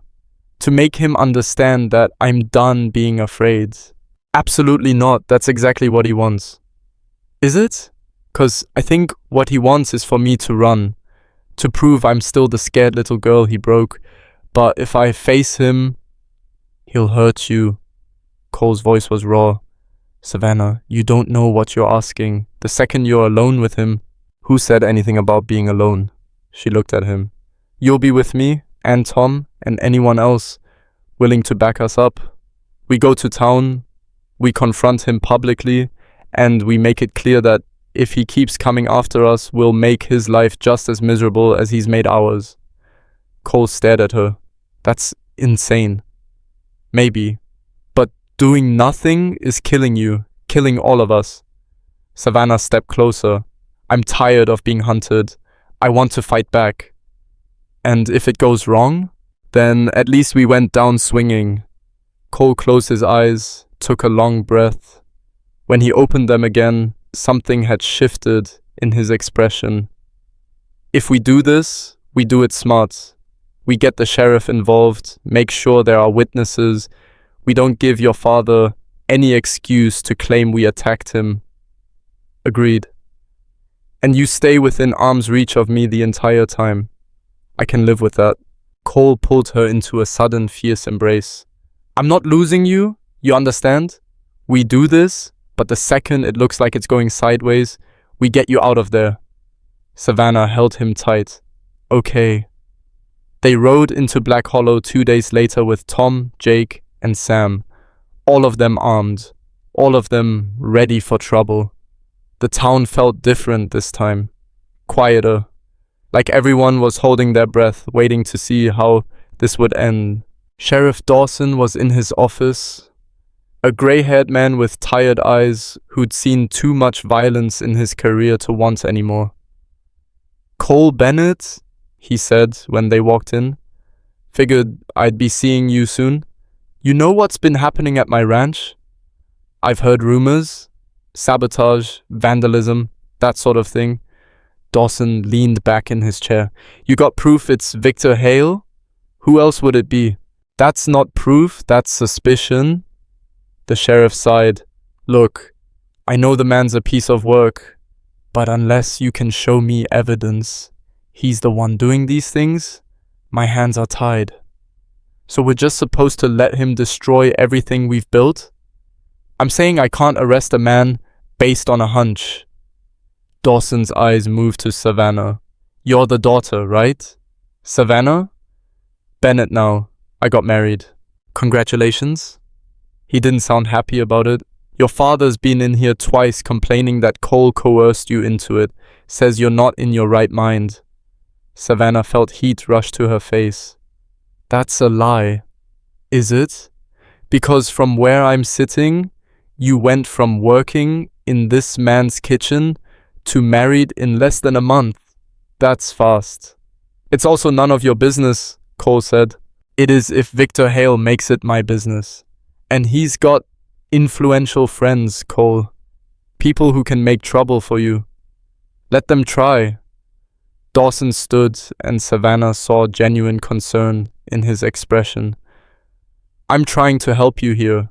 Victor's dangerous, not in the way most men are dangerous.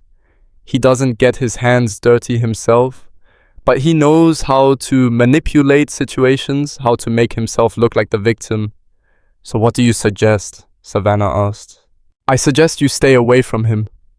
Keep your heads down. Eventually he'll get bored and move on." "That's not happening," Cole said flatly. "He's not going to stop until either we're destroyed or he is. Then you better make damn sure you're the ones left standing, because if this turns violent, I will arrest whoever throws the first punch. Understand?" They left the sheriff's office with no more help than they'd arrived with. "Well, that was useless," Tom muttered. "Not completely," Savannah said. "At least now he knows we're not the aggressors. If something happens, we've got that on record." They found Victor in the saloon, exactly where Savannah had expected. He was sitting at a corner table with a glass of whiskey, looking perfectly relaxed. When they walked in, his eyebrows rose. "Well, to what do I owe this pleasure?" Cole walked straight to the table. Every eye in the saloon was on them now. "You're going to stop," Cole said quietly. "The sabotage, the threats, all of it." Victor smiled. "I have no idea what you're talking about." "Don't play stupid. You've been destroying my property for weeks." "Have I? That's a serious accusation." Victor looked around the saloon. "Did anyone here see me destroying Cole Bennett's property?" Silence. Victor spread his hands. "See? No witnesses, no evidence, just the paranoid ravings of a man who can't accept that maybe his ranch is just falling apart on its own." Cole's fist clenched, and Savannah grabbed his arm before he could do something that would land him in jail. "We know it's you," she said, "and we're not going to back down." Victor's eyes locked on her. "Savannah? Still playing house with your new husband?" "I'm not playing anything. This is my life now." "Is it?" Victor took a sip of whiskey. "How long do you think that'll last? How long before he realizes what a burden you are? How damaged? How broken?" "She's not broken," Cole said. "No? Then why does she wake up screaming in the middle of the night? Why do her hands shake every time someone raises their voice?" Victor leaned forward. "I know my daughter. I know every crack in her foundation, and eventually she'll crumble, just like she always does." Savannah felt something hot and sharp rise in her chest. Every word was designed to hurt, to make her feel small and weak and worthless. But she'd spent weeks at Cross Creek learning she was none of those things. "You're right," she said quietly.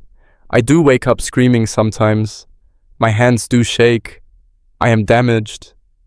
Victor's smile widened. But that's not weakness. Savannah stepped closer to the table. That's proof I survived you.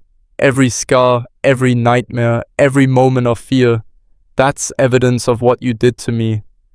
And the fact that I'm still standing here, that I found people who care about me despite all of it, that's not your victory. It's mine. Victor's smile faded. So you can keep trying to tear me down? Savannah continued. You can burn barns and cut fences and leave dead animals on our property. But you're not getting me back, because I'm not yours anymore. I never was. You just spent 23 years convincing me I couldn't survive without you. And guess what? I can. I am. The saloon was dead silent. Victor stood slowly. You ungrateful little... That's enough. Cole moved between them. You want to come after someone? Come after me. Leave her alone. Or what? You'll hit me again? Victor's voice dripped with contempt. Go ahead. Do it here, in front of all these witnesses. Let's see how that works out for you. Cole's jaw worked, but he didn't move. Victor buttoned his jacket. I came here to bring my daughter home, to save her from making the biggest mistake of her life. But if she wants to throw herself away on some dirt-poor rancher and his motherless brat, fine. Let her learn the hard way. He started toward the door, then paused beside Savannah. When he leaves you, and he will, don't come crying to me, Victor said softly. I won't take you back. Good, Savannah said, because I'd rather die than go back to you.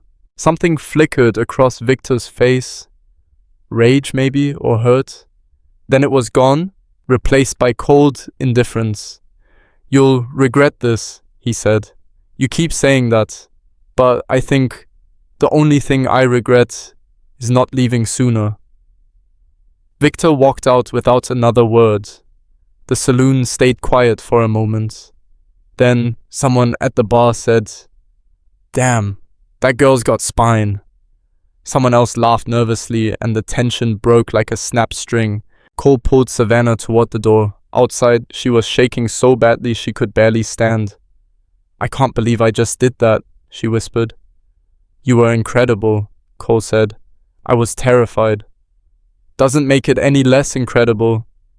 He held her face in his hands. You stood up to him. Really stood up to him. Think it'll make a difference? Cole's expression darkened. I don't know. But at least everyone in that saloon saw he's not the concerned father he pretends to be. Tom appeared beside them. Boss, we should get out of town. That didn't feel like an ending.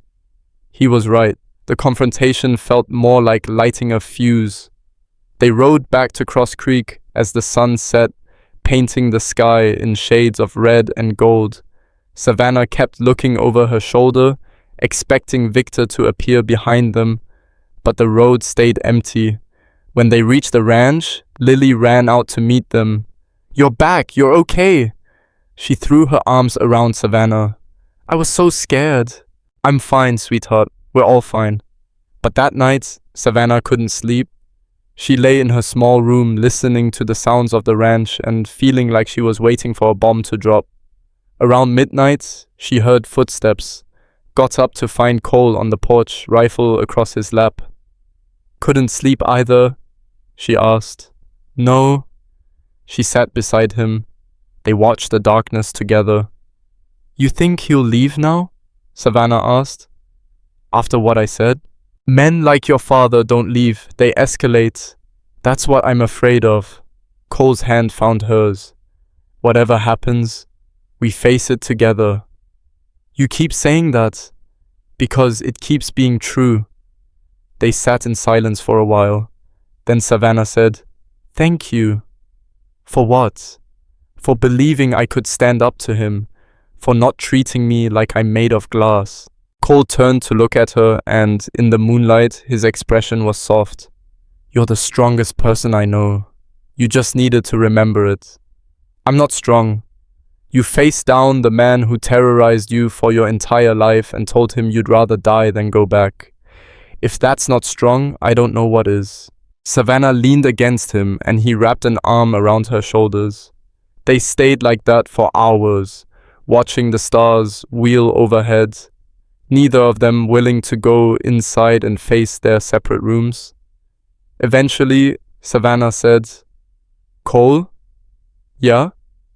When this is over, if it's ever over, I think I'd like to not sleep in the small room anymore." She felt him tense. I mean, I'd like to be your wife. Really be your wife. Not just on paper. Cole pulled back to look at her. You don't have to do that. We got married for practical reasons. I know you don't. That's part of why I want to. She touched his face gently. You gave me safety when I had none. You gave me a family. You gave me a reason to stop running. And somewhere in all of that, I stopped thinking of this as a marriage of convenience and started thinking of it as just a marriage. Savannah. His voice was rough. You don't have to say anything. I just wanted you to know. Cole kissed her then. Slowly, carefully, like he was memorizing the shape of her mouth. When they broke apart, he rested his forehead against hers. Ellen's been gone for almost 2 years, he said quietly, and I thought I'd never feel anything for anyone else. Thought that part of me died with her. But then you showed up scared and shaking and determined to survive anyway, and you made me remember what it felt like to hope for something. Savannah's eyes burned with tears. I love you, Cole said. I know that's probably too soon and too complicated and too... I love you too. He smiled. Actually smiled. Yeah? Yeah. They kissed again, and this time it felt like a promise, like the beginning of something real, instead of just a shield against the past. The next morning, Savannah moved her things into Cole's room. It felt strange and right and terrifying all at once. Lily was so excited she could barely contain herself, running around the house singing about how they were a real family. Now, the ranch hands pretended not to notice but grinned when they thought no one was looking. For 3 days, everything was perfect. And then Victor made his final move. It started with smoke. Savannah smelled it first, acrid and thick, coming from the direction of the main barn. She ran outside and felt her heart stop. Fire, not just a small fire like before. This was an inferno. Flames climbed the barn walls, reaching toward the roof. Inside, horses were screaming. Fire, she shouted. Everyone get out here! Ranch hands came running from every direction. Tom and Jake grabbed buckets. Sam ran for the well pump. Cole burst out of the house. Where's Lily? Inside, Stay with her. Don't let her out of your sight. Cole grabbed a bucket and ran toward the flames. Savannah started to follow, but he was right. She ran back inside and found Lily at the window, face pale with fear. Mama, what's happening? There's a fire in the barn. Your papa's handling it. We need to stay here. But the horses, your papa will get them out. Savannah pulled Lily away from the window. Come on, upstairs, now. They were halfway up the stairs when Savannah has heard the front door crash open. She turned and saw Victor standing in the doorway. Her blood turned to ice. Hello, daughter, he said. We need to talk. Savannah pushed Lily behind her. Get out of my house. Your house? Victor stepped inside, closing the door behind him. You've been playing make-believe for too long. It's time to come home. I am home. No, this is a fantasy, a little game you've been playing while real life waits for you. He moved closer. But the game's over now. Come with me quietly, and I'll make sure your rancher boyfriend doesn't get blamed for the fire. Savannah's mind reeled. You set the fire. I create a distraction. There's a difference. There are horses in that barn. They could die. Then you better decide quickly. Victor's smile was cold. Come with me now, or I tell the sheriff I saw Cole Bennett starting that fire himself. For the insurance money. With all the mysterious incidents happening lately, who do you think they'll believe? You're insane. I'm practical. You've cost me a lot of time and money, Savannah. It's time to cut my losses and bring you back where you belong. Lily whimpered behind her. Victor's eyes flicked to the little girl. Is that his daughter? Pretty thing, be a shame if something happened to her. Rage flooded through Savannah. You touch her and I swear. You swear what? You'll fight me? Victor laughed. You couldn't fight me when you were in my house. You certainly can't fight me now? He was right. Savannah had never been able to fight him, had spent her whole life running instead. But as she stood there on the stairs with Lily, trembling behind her, and smoke seeping through the windows, something inside her shifted. She'd meant what she said in the saloon. She wasn't the same person who'd fled Missouri. She'd found people worth protecting, a life worth fighting for, and she was done running. Lily, Savannah said quietly, go to your room, lock the door. Don't come out until your papa comes to get you.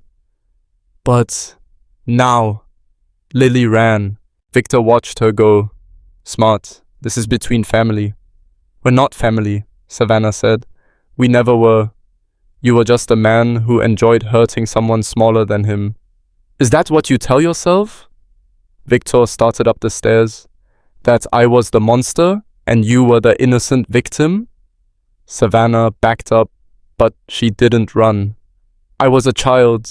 You were ungrateful, lazy, disobedient. He was close enough now that she could see the rage simmering behind his eyes. I tried to make you strong. Instead, you ran away and played house with the first man who'd have you. I ran away because you beat me half to death. I disciplined you. There's a difference. Victor reached for her arm and Savannah did something she'd never done before. She hit him. Her fist connected with his jaw so hard pain exploded through her knuckles. Victor staggered, shocked. Don't touch me, Savannah said. Victor's expression twisted into something ugly. You little... He lunged. Savannah tried to dodge, but he was faster. His hand closed around her throat and slammed her against the wall. She couldn't breathe, couldn't think. You're coming with me, Victor hissed.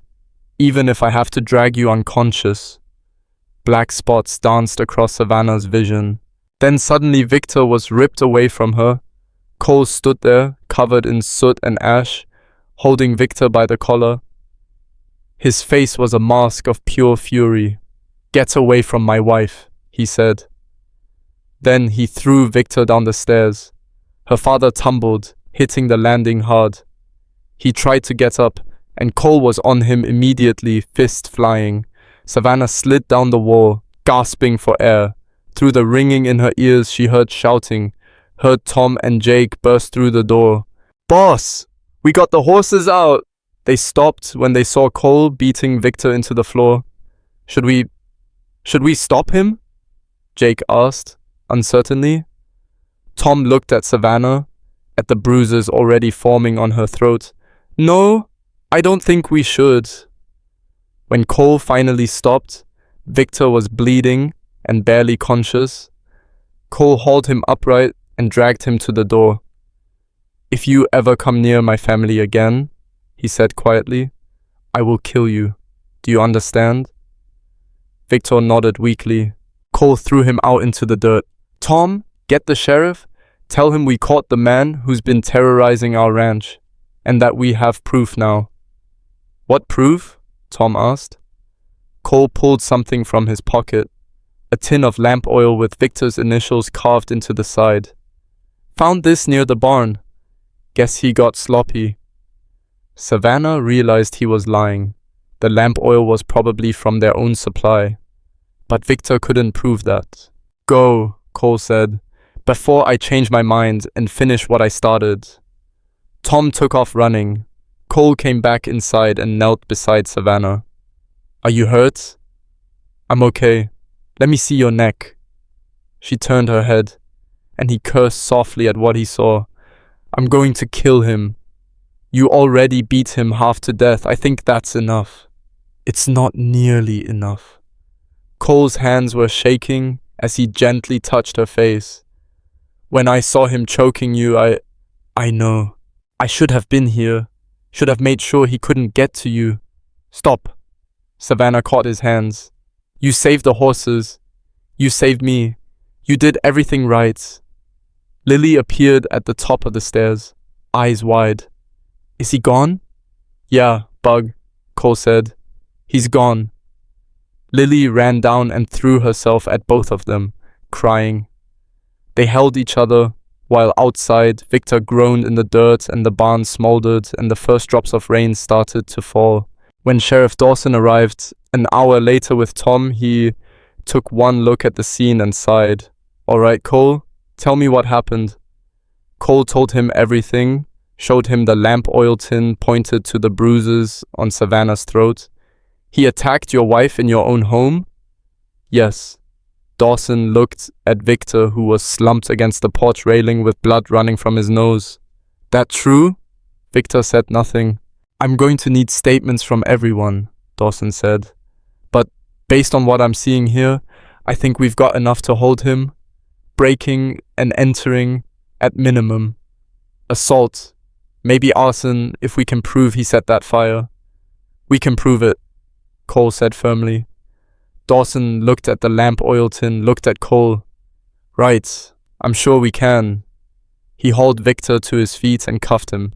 As they walked past Savannah, her father looked at her with something that might have been regret. I was trying to save you, he said quietly. No, Savannah said. You were trying to own me. There's a difference. Victor opened his mouth to respond, but Dawson pulled him away. When they were gone, Savannah collapsed onto the porch steps. Cole sat beside her, and Lily climbed into both their laps. Is it over? Lily asked. Cole and Savannah exchanged glances. Yeah, Bug, Cole said. I think it is. They sat there as the rain put out the last of the fire's embers and washed the ash from the air. The barn was damaged, but salvageable. The horses were safe. Her father was in custody. And for the first time since she'd arrived at Cross Creek Ranch, Savannah felt like she could finally breathe. The bruises on Savannah's throat took 2 weeks to fade completely. The ones inside took longer. Victor was held in the Black Hollow jail while they waited for a circuit judge to hear the case. Breaking and entering, assault, attempted arson. The evidence was thin on some counts, fabricated on others. But with Savannah's testimony and the physical proof of what he'd done to her, the judge sentenced him to 3 years in territorial prison. It wasn't enough, would never be enough for what he'd stolen from her. But it was something. The day they took him away in chains, Savannah stood outside the courthouse with Cole's hand in hers and watched the wagon disappear down the road. She waited to feel relieved, vindicated, something. Instead, she just felt tired. You okay? Cole asked quietly. I don't know what I am. That's fair. They rode back to Cross Creek in silence. The ranch looked different now in the late autumn light. The barn had been repaired, though you could still see where the new wood met the old. The fences were stronger than before. Guards no longer patrolled the property at night. Everything looked normal. Yeah, but Savannah knew nothing would ever quite be normal again. That wasn't how trauma worked. You didn't just lock up the person who hurt you and suddenly become whole. Recovery was messier than that. Longer, more frustrating. Over the next few months, she learned that lesson 100 different ways. She'd be working with a horse and suddenly freeze, remembering her father's voice screaming at her in the barn. She'd wake up from nightmares with Cole holding her, whispering that she was safe even though her body didn't believe him yet. She'd see Lily laugh at something simple and feel a sharp stab of grief for all the childhood moments she'd never gotten to have. Some days were better than others. On the bad days, she could barely get out of bed. Cole would find her sitting on the floor of their room, shaking, and he'd sit with her without saying anything because there was nothing to say. On the good days, she'd remember how to smile, how to work with the horses without her hands trembling, how to tuck Lily into bed and read stories without her voice breaking. The ranch hands learned to read the signs. Tom would take over her chores without asking when he saw her struggling. Jake started leaving wildflowers on the kitchen table because he'd noticed they made her smile. Sam taught Lily how to whistle so the little girl could help calm nervous horses the way Savannah did. They were building something together, not a perfect family, not a healed one, just a real one. 3 months after Victor's arrest, Savannah was in the kitchen making bread when Lily appeared beside her. Mama? Savannah still hadn't gotten used to that word. Probably never would. Yeah, sweetheart? Are you happy here? The question caught her off guard. What makes you ask that? Lily shrugged, tracing patterns in the flour dust on the counter. Sometimes you look sad and I want to make sure you don't leave. Savannah set down the dough and knelt to Lily's level. Come here. Lily climbed into her lap, getting flour all over both of them. I am happy here, Savannah said. But being happy doesn't mean I'm never sad. Does that make sense? Not really. Okay, let me try this another way. Savannah brushed hair from Lily's face. You know how you still miss your first mama, even though you love me too? Lily nodded. Well, I still have sad days about things that happened before I came here, but that doesn't mean I'm not happy now. Both things can be true at the same time. That's confusing. Yeah, people are confusing. Savannah smiled. But I promise you, I'm not leaving, even on my sad days, even on my really bad days. I'm staying right here with you and your papa, okay? Okay. Lily hugged her tight. I love you. I love you too, Bug. They sat like that until Cole walked in and stopped short at the sight of them covered in flour. Do I want to know what happened here? We're having a moment, Lily said seriously. I can see that.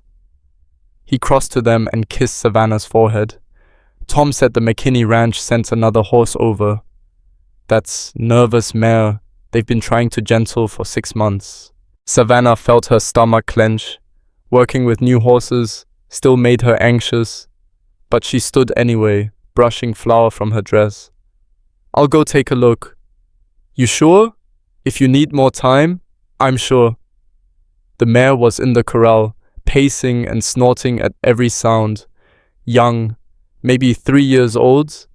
Someone had tried to break her the traditional way and broken her spirit instead. Savannah stood at the fence and watched for a long time before entering, studying the way the horse moved, the way her ears flickered, the tension in her shoulders.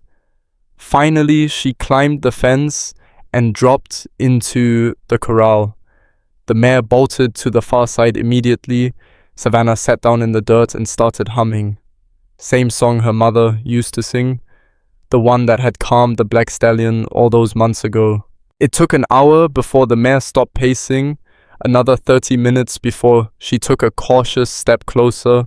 By sunset, the horse was eating oats from Savannah's palm while she stroked the velvet nose with trembling fingers. Cole watched from outside the fence, and when Savannah finally emerged, he pulled her into his arms. You're incredible, he said into her hair. I'm terrified every single time. Doesn't make it any less incredible. That night, after Lily was asleep, they sat on the porch like they often did now. The stars were out in full force and the air smelled like coming winter. I've been thinking, Cole said. About expanding, maybe hiring a few more hands, taking on more training contracts. He looked at her. You've got ranchers coming from 3 territories away now. We could turn this into something bigger. Savannah felt a flutter of panic. Bigger sounds like more pressure. Only if you want it. I'm not saying we have to. I'm just saying we could, if you wanted. She thought about it. About the possibility of building something that was entirely theirs. Not her father's legacy, not something she was running from, something they were running toward. "Okay," she said, "let's try it." Cole smiled and kissed her. They stayed on the porch until the cold drove them inside. And that night, Savannah slept without nightmares for the first time in weeks. Spring came slowly to Cross Creek Ranch. They hired 2 new ranch hands, young men eager to learn Savannah's methods with difficult horses. She taught them patience, taught them that breaking an animal's spirit wasn't the same as earning its trust, taught them to listen with more than their ears. Word spread faster than she'd expected. By summer, they had a waiting list of ranchers wanting to send their problem horses. The money started coming in steadily enough that Cole could repair the bunkhouse and add a second barn. Savannah created a small training program for anyone who wanted to learn, charged a modest fee, and spent her afternoons showing rough cowboys that gentleness wasn't weakness. Some of them got it, others didn't, but the ones who did became loyal clients who sent their friends. Cross Creek's reputation grew, and with it, Savannah's confidence. She still had bad days, still woke up sometimes expecting to see her father in the doorway, still flinched at sudden movements or loud voices. But Cole was patient, Lily was understanding, and slowly, day by day, the fear took up less space in her chest. On Lily's 8th birthday, they threw a party that drew half the territory. Ranch hands from neighboring properties, families from town. Even Judge Morrison showed up with a hand-carved doll he'd made himself. Savannah watched Lily run through the yard with other children, laughing so hard she could barely breathe, and felt something settle in her chest. This was what healing looked like. Not a destination, not a final state of being fixed. Just moments, small victories, days that didn't hurt quite as much as the ones before. "You did that," Cole said, coming up beside her. "Did what?" Gave her that laugh back. She hasn't sounded that happy since Ellen died. Savannah leaned against him. "I think we all gave it back to each other." That night, after the last guest left and Lily was asleep surrounded by new gifts, Cole and Savannah stood in the yard looking at their ranch. "You know what I realized today?" Cole said. "What?" "I don't think about Ellen every second anymore. I used to. Every moment, every breath, I was thinking about what I lost. But now," he pulled Savannah closer, "now I think about what I found instead. You don't have to stop loving her because you love me. I know. Took me a while to understand that, but I do now." He turned to face her. "You both get to matter. Both get to be part of who I am." Savannah understood that better than he knew. She thought about her mother sometimes, about the kind woman who would try to protect her until she couldn't anymore, about the life she might have had if things had been different. But she also thought about the life she had now, the one she'd fought for, the one she'd built from nothing but fear and determination and the kindness of strangers who became family. "I'm glad I came here," she said quietly, "even with everything that happened. Especially because of everything that happened, because it proved I'm stronger than I thought." Cole kissed her forehead.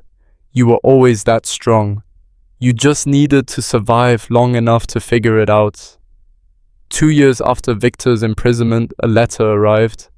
Savannah held it for a long time before opening it. She recognized the handwriting on the envelope, precise, controlled, exactly like everything else about her father. Cole found her sitting at the kitchen table, staring at the unopened letter. "Is that from him?" "Yeah. You don't have to read it." "I know." But she opened it anyway. The letter was short. No apology, no acknowledgement of what he'd done. Just a simple notification that he'd been released early for good behavior and was returning to Missouri. And one line at the end, "I hope you found whatever it was you were looking for." Savannah read it twice, then folded it carefully and set it aside. "What did he say?" Cole asked. "Nothing important."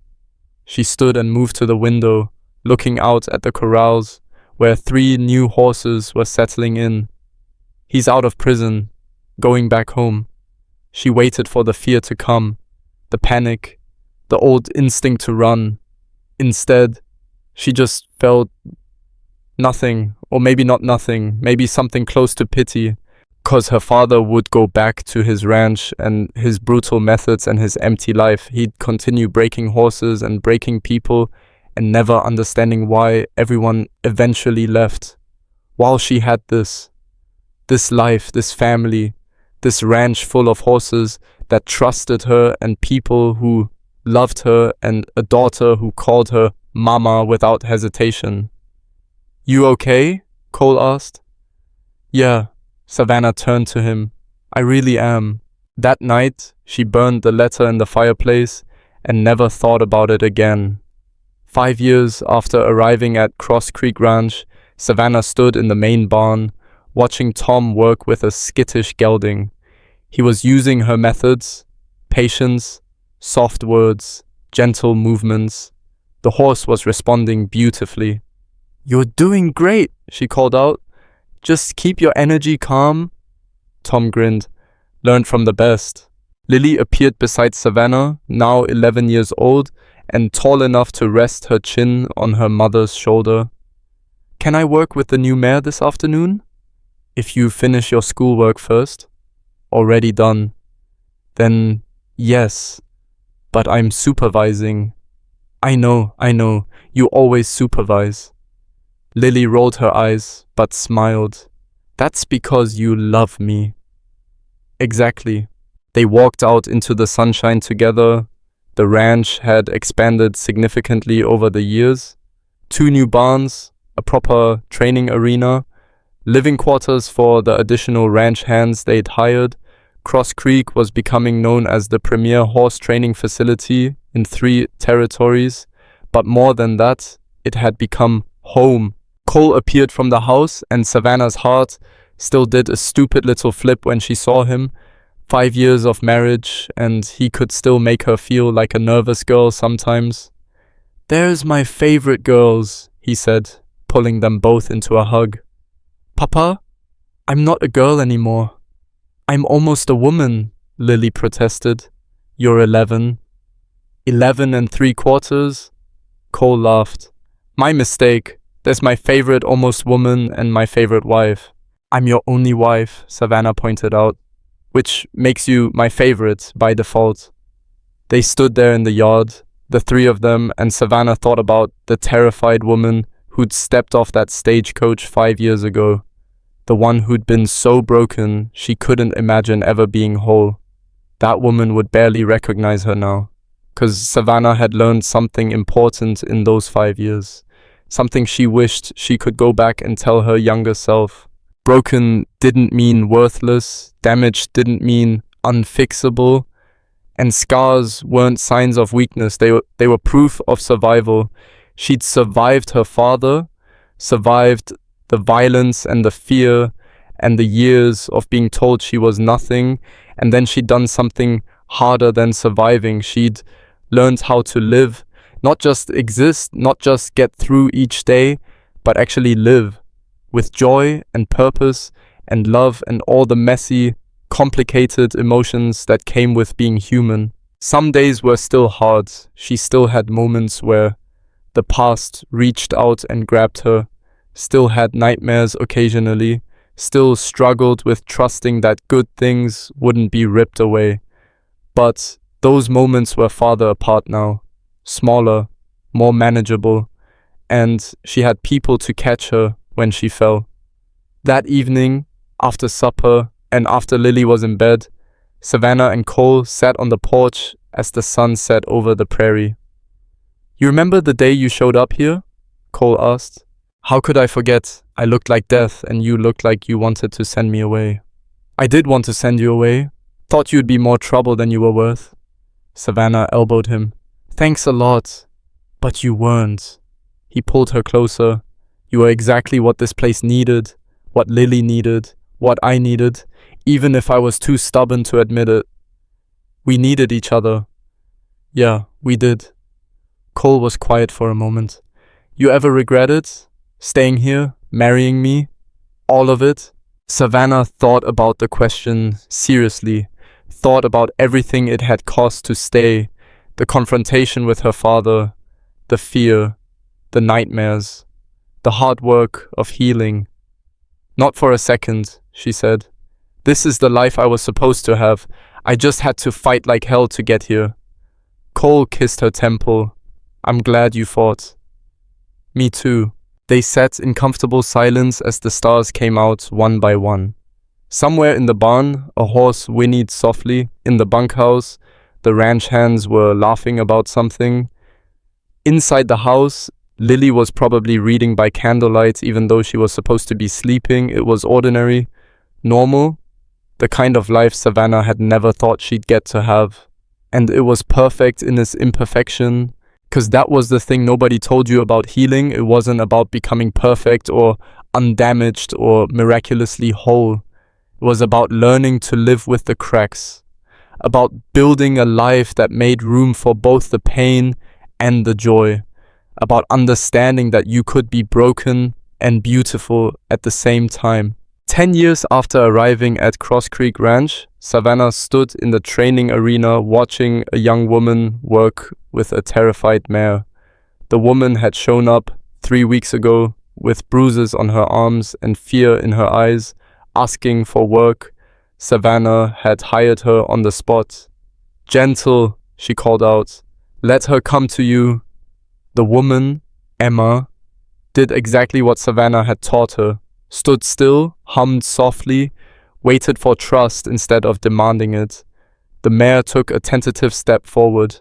Savannah smiled. She'd started a program 5 years ago for women fleeing bad situations, gave them jobs, taught them to work with horses, helped them rebuild their lives the same way someone had helped her.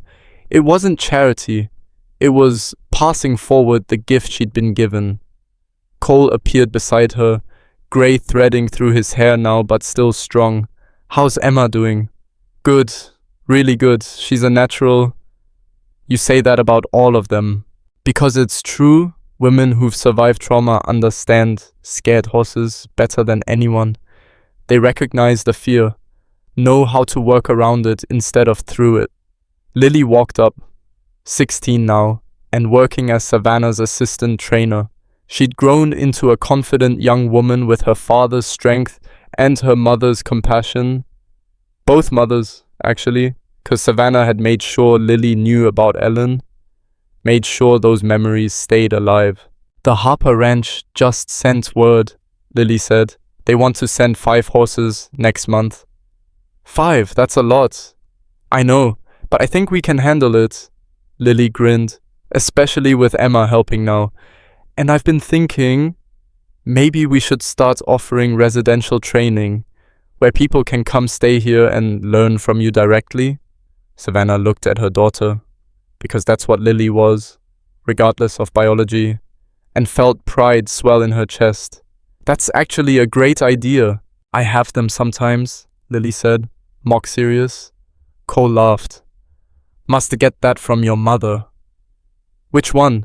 Lily asked. "Both," Cole and Savannah said at the same time. They stood together, watching Emma finally get the mare to eat from her hand, and Savannah thought about journeys, about how the path from broken to whole was never straight, never clean, never easy, but it was possible. She was living proof. That night, Savannah sat at the kitchen table, writing in the journal she'd never used before. For 10 years it had stayed empty because the memories were too heavy to trap on paper. But tonight she finally had something worth writing. Not about the pain, not about what had been stolen from her, about what she'd built instead. She wrote about arriving at Cross Creek with nothing but fear and a canvas bag, about Cole giving her a chance, about Lily teaching her how to love, about the ranch becoming a sanctuary for broken things, horses and people alike. She wrote about learning that strength wasn't about never being afraid. It was about being afraid and doing it anyway, about understanding that you didn't have to be perfect to be worthy of love. about discovering that home wasn't a place. It was the people who stood beside you when everything fell apart and helped you rebuild. When she finished, Savannah closed the journal and looked around the kitchen. It was the same room where she'd made that first terrible breakfast 10 years ago, where she'd sat with Lily and learned what it meant to be needed, where Cole had asked her to marry him and changed everything. It was just a kitchen, 4 walls, a stove, a table, but it had become the center of her world. Cole appeared in the doorway. Coming to bed? Yeah, just finishing something. He crossed to her and read over her shoulder. You're writing now? Trying to. Thought maybe it was time to record the good parts. Make sure I remember them when the bad memories try to take over. Cole kissed the top of her head. I'm proud of you. You know that? For writing in a journal? For everything. For surviving. For thriving. For becoming the person you were always meant to be. Savannah stood and wrapped her arms around him. I couldn't have done it without you. Yeah, you could have.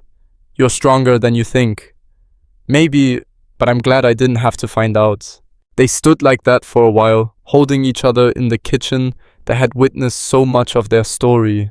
Outside, the prairie wind whispered through the grass. The horses were quiet in their stalls. Everything was peaceful. Everything was home. Later, lying in bed with Cole's arm around her and moonlight streaming through the window, Savannah thought about the woman she used to be. The scared girl who'd run from her father. The broken thing who'd thought she was too damaged to deserve happiness. She wanted to tell that girl so many things, that the fear would get smaller, that the nightmares would fade, that one day she'd wake up and realize she'd gone a whole week without thinking about the past, that she'd find people who'd stand between her and the monsters, who'd fight for her when she was too tired to fight for herself, that she'd build something beautiful from the ruins of what had been stolen. But most of all, she wanted to tell that girl this: you will survive, you will heal, and the life waiting on the other side of all that pain will be worth every second of the fight to get there. Savannah closed her eyes and let herself drift towards sleep, safe in the knowledge that tomorrow would bring new horses to train, new women to help, new moments of joy mixed with the occasional shadow of pain. 'Cause that was life. Not perfect, not painless, not even easy most days, but real and honest and hers. And in the end, that was all that mattered. She'd come to Cross Creek Ranch with nothing but fear and hope twisted up together. She'd found family, found purpose, found herself. The scars would never completely vanish, the memories would never fully fade, but they no longer defined her, because Savannah had learned the most important lesson of all. You are not what was done to you. You are what you choose to become despite it. And she had chosen to become someone who helped others heal. Someone who built instead of destroyed. Someone who understood that kindness wasn't weakness and that gentleness took more strength than cruelty ever could. She had chosen to become exactly who she was always meant to be, broken pieces and all,